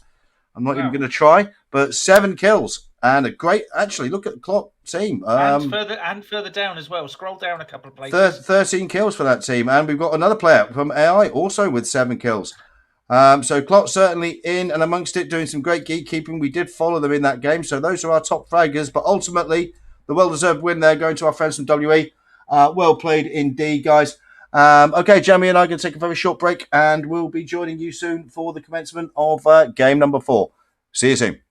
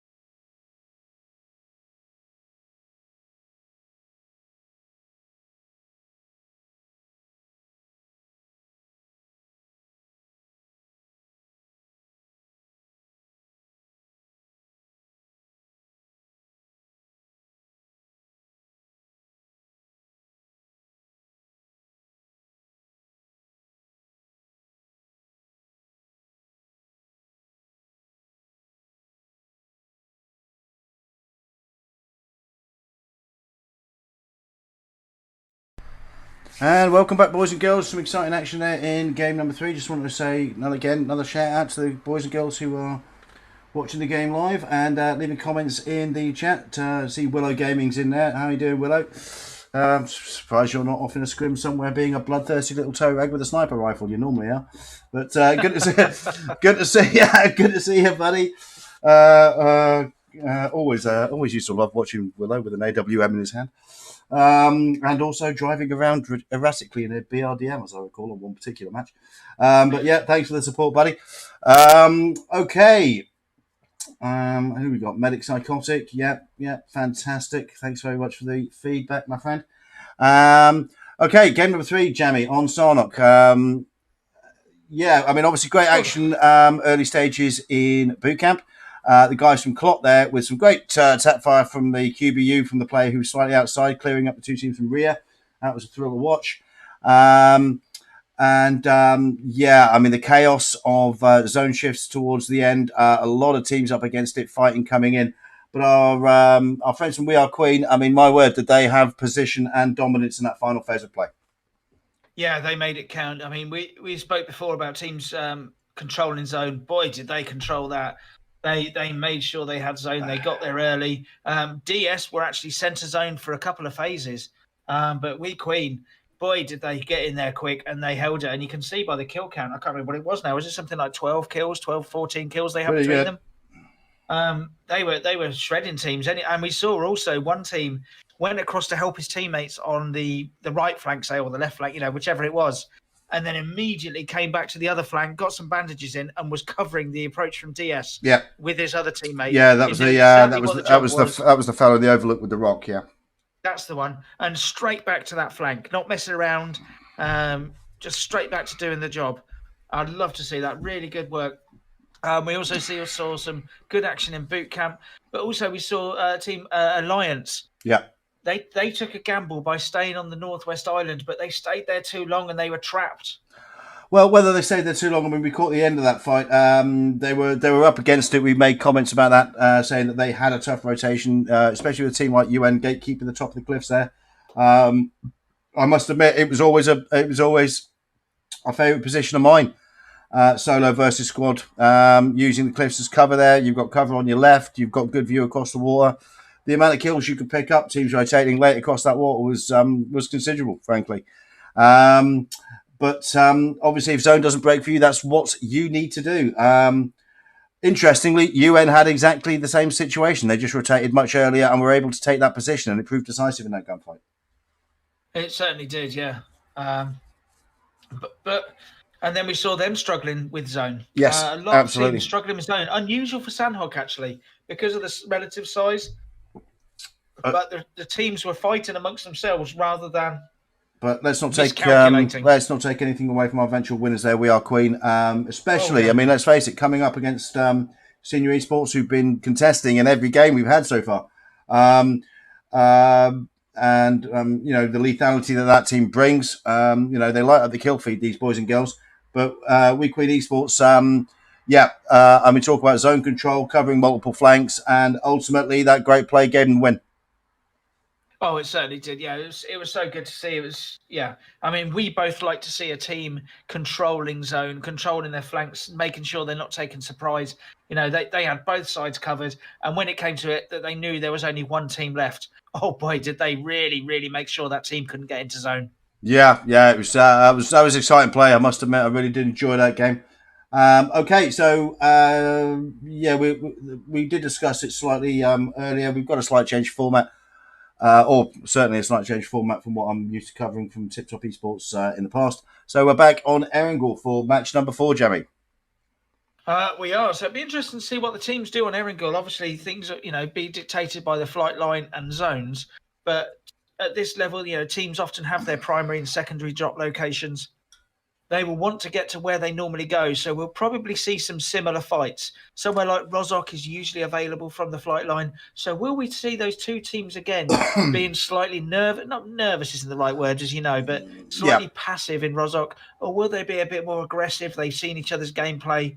Well, and it's the last game of the night. Yeah, I would hope on the latter. It is the last game of the night. We know sometimes that, Sometimes, having Erangel as your first game, it's understandable why, but your first game can sometimes be a bit edgy. And Erangel is the most played map in the game at the end of the day. And sometimes it's interesting to maybe throw another one in the later stages of scrims when teams have got warmed up, they've got the measure of their opponents. You just want Vikendi, don't you? I do like my Vikendi, mate. I do. Yeah, sometimes when you see Erangel later on in the evening, as it were, on scrims that we've covered, you can get very exciting games there. We've certainly covered it in the past. So it'd be interesting to see if the flavour is somewhat different on our second game of the evening in Erangel than it was in the first. Yeah, I totally agree with you.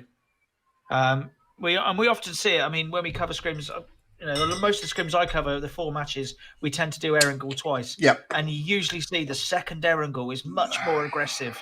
And you have far fewer teams in the late stages because they've all kicked the crap out of each other in the first couple of phases. Yeah, and then but sometimes I think Erangel can do exactly the opposite. I mean, I've watched games recently where you're coming into phase 6 of the game and there's still 70 players left alive. I mean, nobody wants to watch that. That's so. But we'll see what we get. I'm sure what we are guaranteed to get is some very exciting gameplay because we've had it for the first 3 matches this evening. And I've no doubt we're going to continue with much of the same in game number 4. We've got some great boys and girls in Lobby B for TipTop EU Open Scrims this evening. It's been really fun, actually, I have to say, really fun being covering Lobby B because there's a lot of players that I haven't seen before, a lot of teams I haven't seen before. And I have to say, I have massively enjoyed that experience. So I'm hoping that we are going to get much of the same coming into our final game of the evening. So we're preparing to get on the plane now. We're about 24 seconds away. We have 71 teams in the lobby, and let's go out on a high, boys and girls. Get out there, some good gratuitous violence, please, and let's. For God's sakes, people, let's have some fun out there.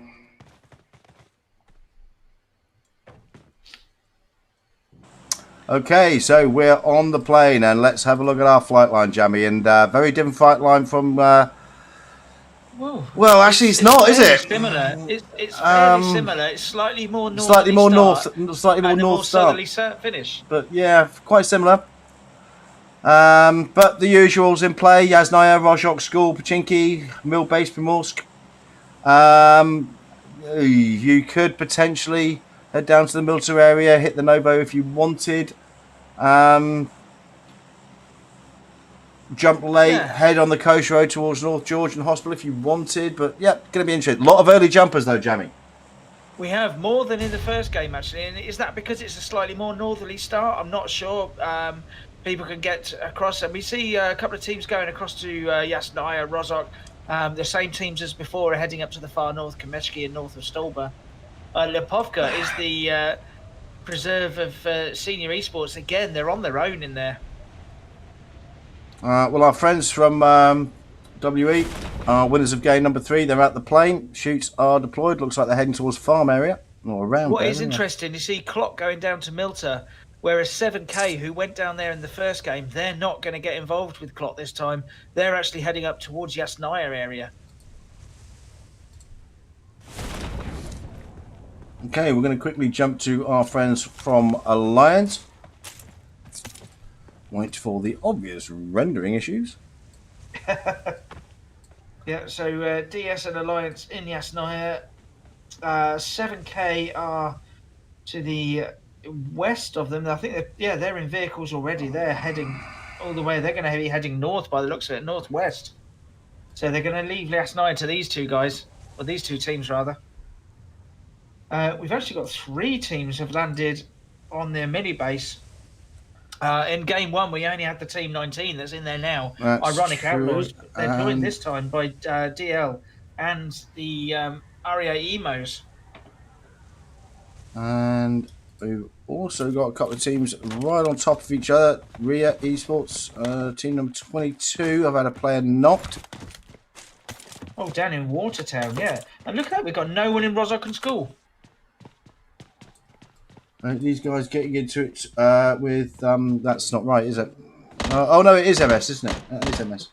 Medic Yes, Stars. it's Medic Sorry, I was Stars, looking. yes. I was looking at the Lion clan tag there and went, "Yeah, it should be MS." But sort your clan tags out, boys.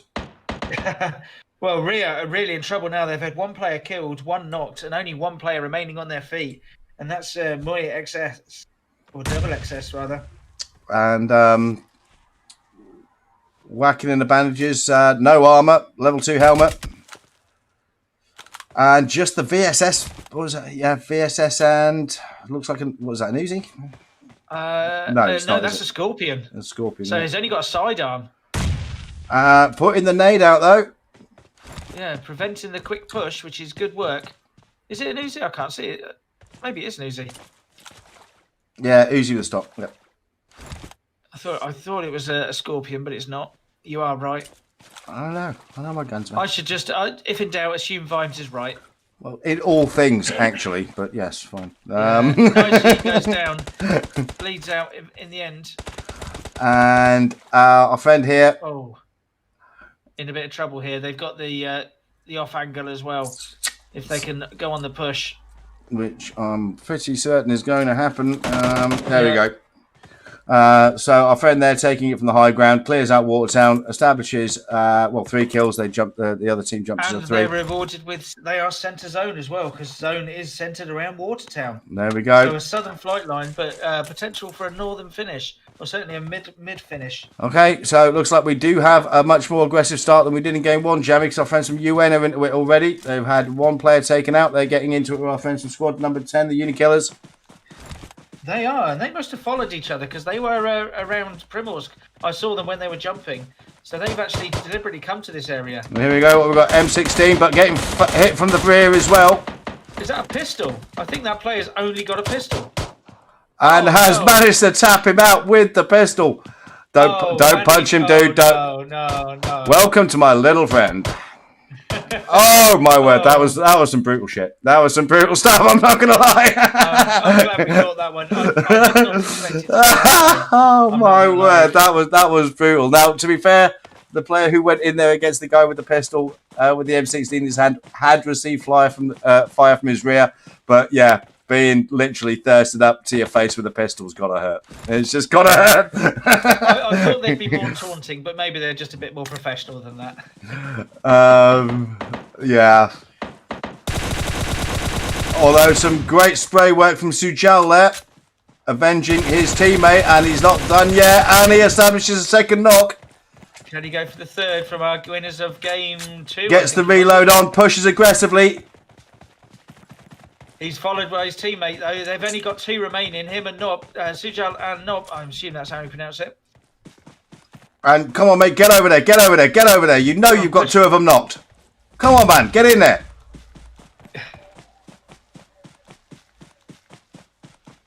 Pistol, get off the pot, get in there, get in there, get in there. Don't allow more guns in the game. They've got the wide angle. Come on, guys, clear this up. Great work from Sujal there. 1 more to go. Come on, dude, finish it up.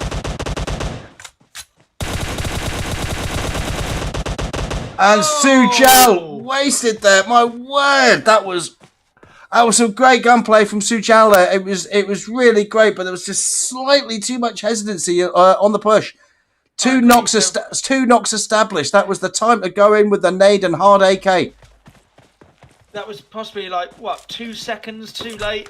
My word. I like the way he took the wide angle. He needed to take the wide angle rather than just running straight in. He had his teammate as well, but he went too wide. He wasn't close enough to actually spot them. He managed to get 1 knock, but what a shot that was from the player from UN. Taking absolutely nothing away from UN there, absolutely not, but I felt that was an opportunity lost. I can't knock Sujal Lex. His gunplay before then was magnificent. But my word, yeah, that he's got to be disappointed with that. He really, fair play to you, dude. Fair play to you. Anyway, we're straight back into another fight. We're not camping on this game, boys and girls. We didn't bring our tents. We are not a Roman legion. We are literally going out with this in Vime style. Go on, headbutt him. Headbutt him. We're going out Vime style. If anybody's going out at all, we're here with our friends from Alliance. They've got 2 players knocked, 1 dead. Our friend here is the only one left on his feet. and ultimately taken up by our friends from squad number 8 DS. Great work there.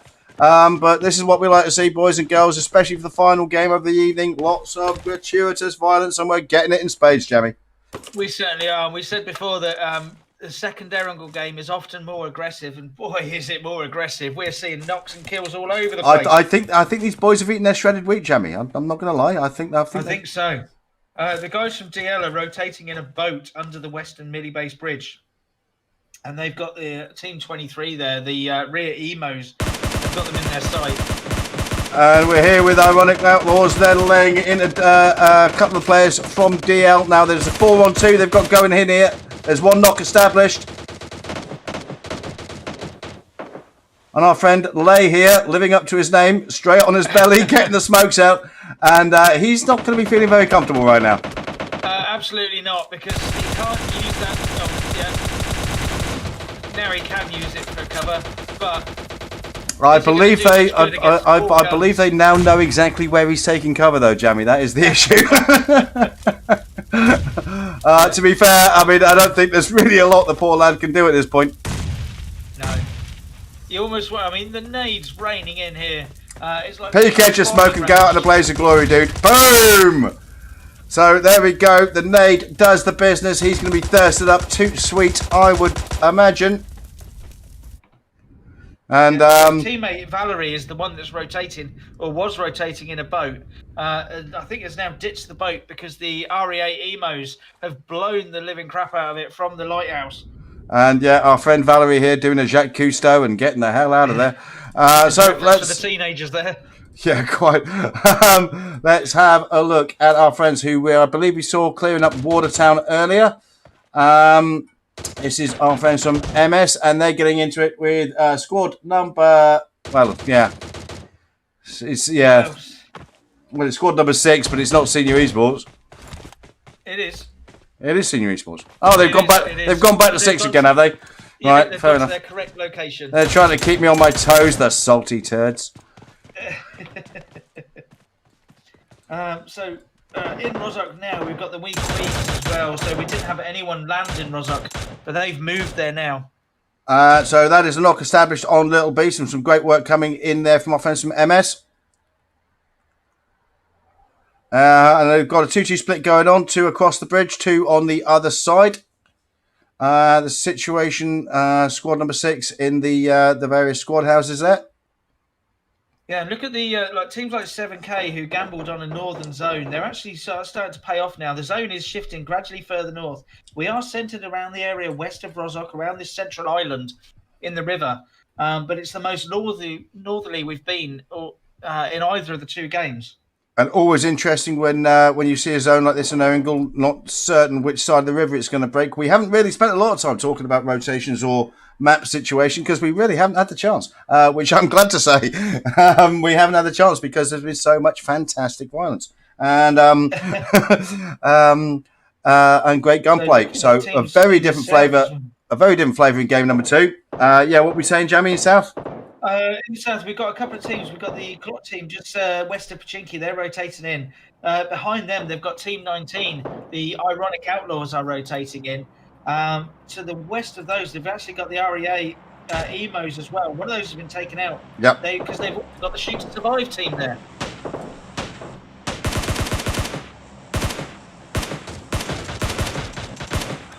Wow, under a bit of pressure there, penned down in the corner of that garage.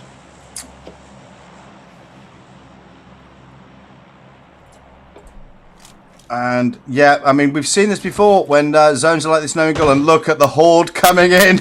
Nobody wants to be on the wrong side of the river, no matter how it breaks. And this can sometimes make very interesting final plays on Erangel. If you take the position early, as this team has done, gatekeeping the bridge, covering multiple angles, it can be very successful if you've got the gun skills to carry it off. But it also means you are going to come under a lot of pressure. Yeah, and if they can survive this and actually, be the aggressors, then it gives them the flexibility of going north, south, east or west from here, whereas other teams are going to have to cross the river. These guys are next to it. They can just move quickly to wherever the next zone goes. But like you say, they've got to make sure that they hold their position. They've certainly taken this position aggressively early.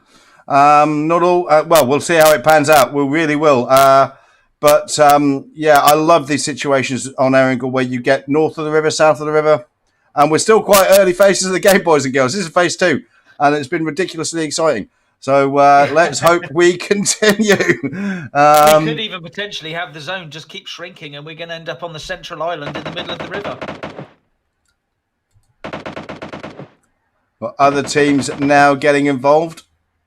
Yeah, DS are starting to come up from the south now. They're approaching Watertown, so they're up by the tower to the south of Watertown. They're more than aware that they've got gunplay in front of them. Yeah, they can hear it going off. But they would have noticed that maybe in the kill feed that no one's been knocked and killed recently, so they'll know it's just a bit of badinage at this point. Yes. Yeah, please. You need a dictionary. You have to go and look that up. If only I could spell dictionary. Yeah. It's like thesaurus, just less complicated. To be fair, I never did well at spelling. Somebody had to teach me wheelbarrow 3 times, and I still can't do it. I wish I knew a better word for thesaurus. The old ones are the best. Oh my word. There we go. Anyway, so yeah, sorry to distract. So what we also see is the teams that are up on the northern side, like 7K, who are up at shooting range, and Severny, they're also starting to head south. Everyone's starting to condense in centre zone now.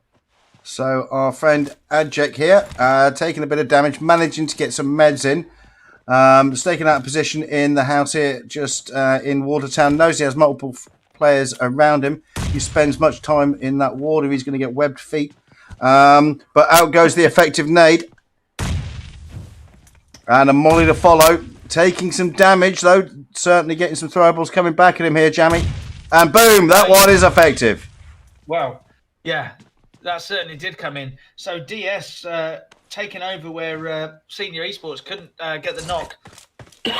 DS come in and absolutely rain in some nades. Now, is that going to be the catalyst for Senior Esports to come over the water, or are they just going to hold position? Because zone has shifted. We're going slightly further west. So we are still in zone, and the zone is actually dissected by this road that they're on. Is it just me, Jamie, or would you be a bit nervous with that gas can that close to you? Oh, don't. Yeah. I would clear room in my bag to pick it up just so it was out of the way.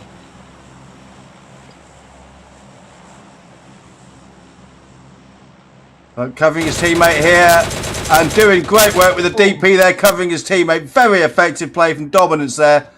Kudos to you, my friend. Well played. Good read. Bit of parkour very across as well. Nice. Loving it, mate. Loving it. Loving your style.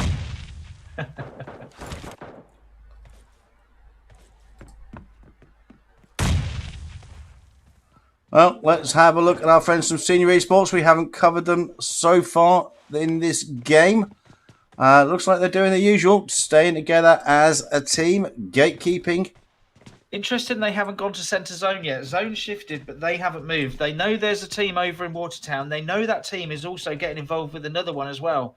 So this could be their opportunity, but do they want to risk leaving a hardcover compound for the sake of going to centre zone? And centre zone is just open field with a road running through it at the moment.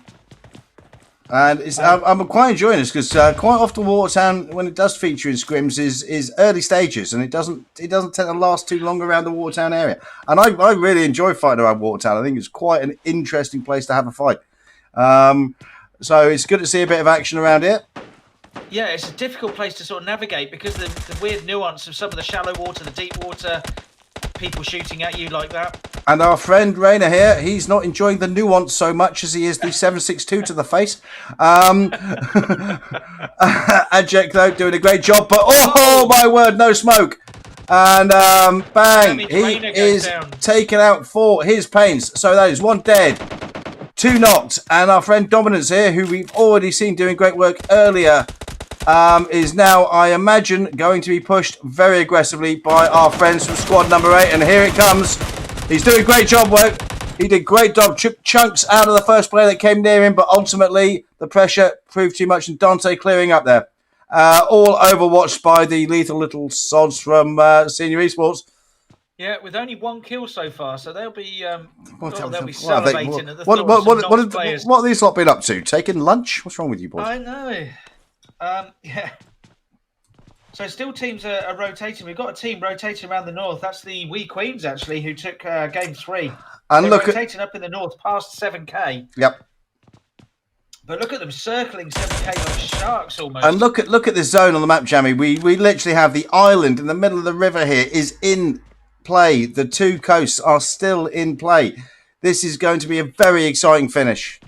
It certainly is, and I noticed that Buff was watching. I think he still is. I'm not sure, but Buff and I cast a scrim where the zone actually finished on Centre Island, and oh my God, look at the zone. We are going to be finishing in and around this the Centre Island. Do not mention the Belgian. The Belgian and I have problems. The Belgian and I have problems. I love him dearly, but you know he's decided to kidnap my fellow caster to go on to better things, and I've decided I'm going to resolve it by, I don't know, saying mean things about Belgians, which is ridiculous because Belgians are really nice people, but never mind. Okay, we are here in... That took a turn. It really did. We're here in phase 4 of the game, 1 minute before the next phase of play breaks or starts to push. And we're down to 35 players left alive. 11 teams still contesting a game number 4 for TipTop EU Open Scrims. And yeah, we're going to have an exciting one, Jamie. Yeah, Team 21, HH, high hopes. They're rotating into zone, and they've got the Wee Queens on the hillside above them. What they've done is the player SK1 has taken position, but he's having to retreat away, I think, because he's got the other team right next to him. And yeah, that's well interesting reading the clan tags here, but we've got we've got 3 teams all knocking chunks out of each other here, Jamie. We have. So the REA Emos are the ones that have got one of the Wee Queen tags. And then we've also got the High Hopes, and then we've got Wee Queen Team 12. They're the ones taking shots at the moment from HH. Basically, a bunch of moody teenagers are taking it out on the Queens. There's not too many times you can say that during commentary. That is very true. Now, the reward from DS for taking Watertown is... They've got a crate dropping almost right on top of them, but they've also got clock coming in from the southern side as well. So Anki here doing the best to get his teammate up, laid the smoke. At least 2 squads around though, and got the elevated position here, but a very exposed position, Jamie. It certainly is, and this is really difficult because they made their way into zone. They are desperately trying to hold this western position because this position gives them the flexibility to move east towards the central island if it goes there, or stay north. And they're now coming under increased pressure from our friends from HH. The nades are coming in. They're taking their toll, and that does it. Great finish there. Great nade work. So we're here with 7 Ravens, and they find themselves outside of the next circle, and they have a body of water to cross, but they also are getting pushed from their rear with the squad rotating. But great spray work there. Brilliant work with the 6 scopes on the M4 there. Lovely work. You can tell by the elevation and pitch that the Vimes is getting excited. He is. Now zone has broken, and what did I say? We are going to that central island in the middle of the river. I've seen this once before in a scrim, and it is brutal. There is no cover. You've got a slight elevation change on the island, and that's all there is. And Clot are going in. Sorry to interrupt, buddy, but Clot are going for a very fast rotation on the island. Really good. That could prove decisive if they can get a foothold on the island and defend themselves against the teams coming in from the sides. That could prove decisive. And this position is one that we know is very effective for an aggressive defence. Unfortunately, it is now happening out of zone with 37 seconds in phase 5. So these guys are going to have to move, and they've got a water crossing to negotiate. One of their team is already across, making their way towards circle. They are, and Senior Esports are making their way across the water on the eastern side. They've got the Emos following up as well. 7 Ravens, as we can see, from the north. We've got HH coming in from the west, and 7K making their way from the northwest. And the UN team are swimming over from the south as well. We've still got 8 teams, 26 players in this tiny zone. We've now got at least 4 teams establishing themselves on this central island. Some good sniper porn there for Jammy. He does love a bit of Car 98 work. And this situation is going to... We've got people swimming. We've got people driving vehicles into the water. We have people being gate-kept on the cliff. And we have a mad rush to get to what is going to be the key piece of geography for this game, which is this central island, which is incredibly rare. After a very exciting game that we've had on Erringle here, and it ain't over yet, boys and girls. It simply is not. This is going to be a brutal phase of play. Circle coming in, and my word, it's even more brutal. Look at that next circle change. Oh, wow, this is going to be unbelievable. We've got the very slight elevation change you can see there as it leads up to the road. You've got a few rocks, a few trees, but there is virtually no cover. This is all about who's managed to save their smokes. And which team do you zoom in on? Because there is gunplay all over this place. We are here with our friends from team number 5, Clot. They find themselves slightly out of circle, but they are on the right piece of land. However, coming under pressure from squads to their left, right, and front. They are, but look at them. They're gatekeeping team number 8 here. They're preventing team 8 from making their way into zone. What a beautiful spray from my friend there. Beautiful through the smoke there. Squad number 8 getting pushed by the blue with the body of water in front of them. This is not going to be easy for these guys. I'm going to suggest that this is not going to happen. And we have our friends from HH, and they are controlling this centre part of zone. They're trying to. They really are trying to. They've got a few rocks, but that's it. They're taking shots from every known direction. They've got 2 teams to their west. They've got everybody else to their east. They have location, but not the numbers, and they are literally surrounded. This is going to be a very tough rotation. Rounds now coming in on Dancer. And having he's got the hard cover of the rock, and he's got the buggy there, but he hasn't blown the buggy. He hasn't blown the buggy. Really, yeah. His teammate has now gone down. And, yeah, what looked like an initially good position could turn to be absolutely disastrous for Dancer here. And my word, how are we going to read this one, Jamie? It's just too exciting. On the eastern side, Senior Esports are trying to make their way in, but they're making their way in past DS and Clock. DS go down, so we've got 5 teams remaining. The zone has shifted even further. Dancer is now in zone from HH, but he's got UN in not for much longer. And here we have our friends from UN. They have established a presence with hard cover on the southern edge of our next circle. And they have 2 players up. And you have to say, this is looking to be a good position. They have nobody to their flank, nobody to their rear. Yeah, they took a very risky move from the southern mainland here across to the island. They swam across. They managed to establish their position. Exactly as you say, that means they know there's no one behind them. There's no one to their sides. Everyone's in one direction in front of them. But let's join our sense from 7 Rav here. Hugely exciting gameplay. They do have to make their way towards the zone, and they've got one player trying to do exactly that with a sneaky rotation under the bridge. They have the numerical superiority. We're down to 7 players left alive. 4 teams still contesting.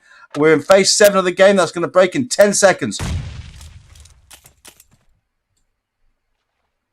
So I'm going to leave you to do this one, I think, because this is just going to be brutal. It's not going to take long, I don't think. This isn't going to be a standoff. It's not going to be like Rozok in game 1. So Painter has now established foothold.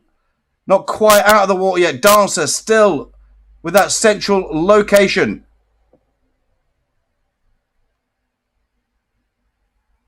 And how do you call it, boys and girls? Well, I've been wrong every time I've called it, but on this our one, friends from UN here still having it, but they know they have got a squad of 3 to their left flank. Dancer potentially still in a great spoiler position there, but looks like Painter looking to clear out his right flank, the left flank of our friends from UN here. We are phase 8 of the game, boys and girls. One way or another, this is going to be over in about a minute and a half. The nades coming out. There's not a lot of cover to speak of. How many smokes did you keep, boys and girls? Exactly. That's what this is going to be about because of the rocks. Dancer taking some damage from the nade there. Dancer having to use all of his first aid kits to fend off all these nades that keep bouncing into him. And we have Woody TT doing the snake. Can't say I blame you, my friend. Zone, and out goes the throw. Out goes the nade. Out goes the nade. Dancer's taken down 2 of them. Top 2. And you have to say, I must admit, I'm loving the 7A position here.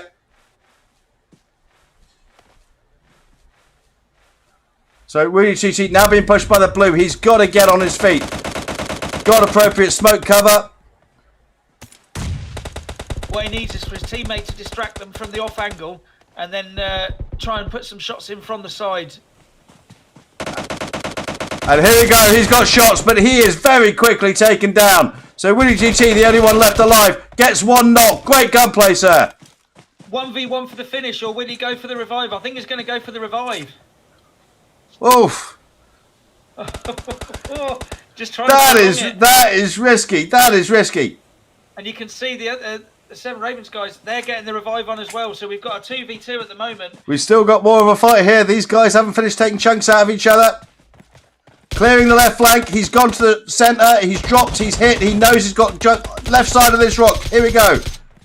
ADSing with the AK, and fantastic work from Woody TT there to take the win for our friends from UN. My word, that was an exciting conclusion to that game. What a level of rotations were going on. I'm going to turn that down, you bunch of loons. Wow, that was just unbelievably good gameplay there. Unbelievably good gameplay. I'm going to run through these scores and doors very quickly, then I'm going to take a break to get that gunfire out my ear. And Jeremy and I will be there for a bit of post-match analysis in 1 or 2 minutes. But yeah, UN take the win. Great skills there from the guys, especially Willie DT towards the end there. But 14 kills shared, 7 apiece between 2 of the players from UN. 7 Rav doing some great work there late stage. 5 kills for those guys in second, and HH taking 3rd place with 7. I'm going to very quickly jump out and get that noise out of my ear, boys and girls. And Jamie and I will be back very shortly for a bit of post-match. We'll see you soon.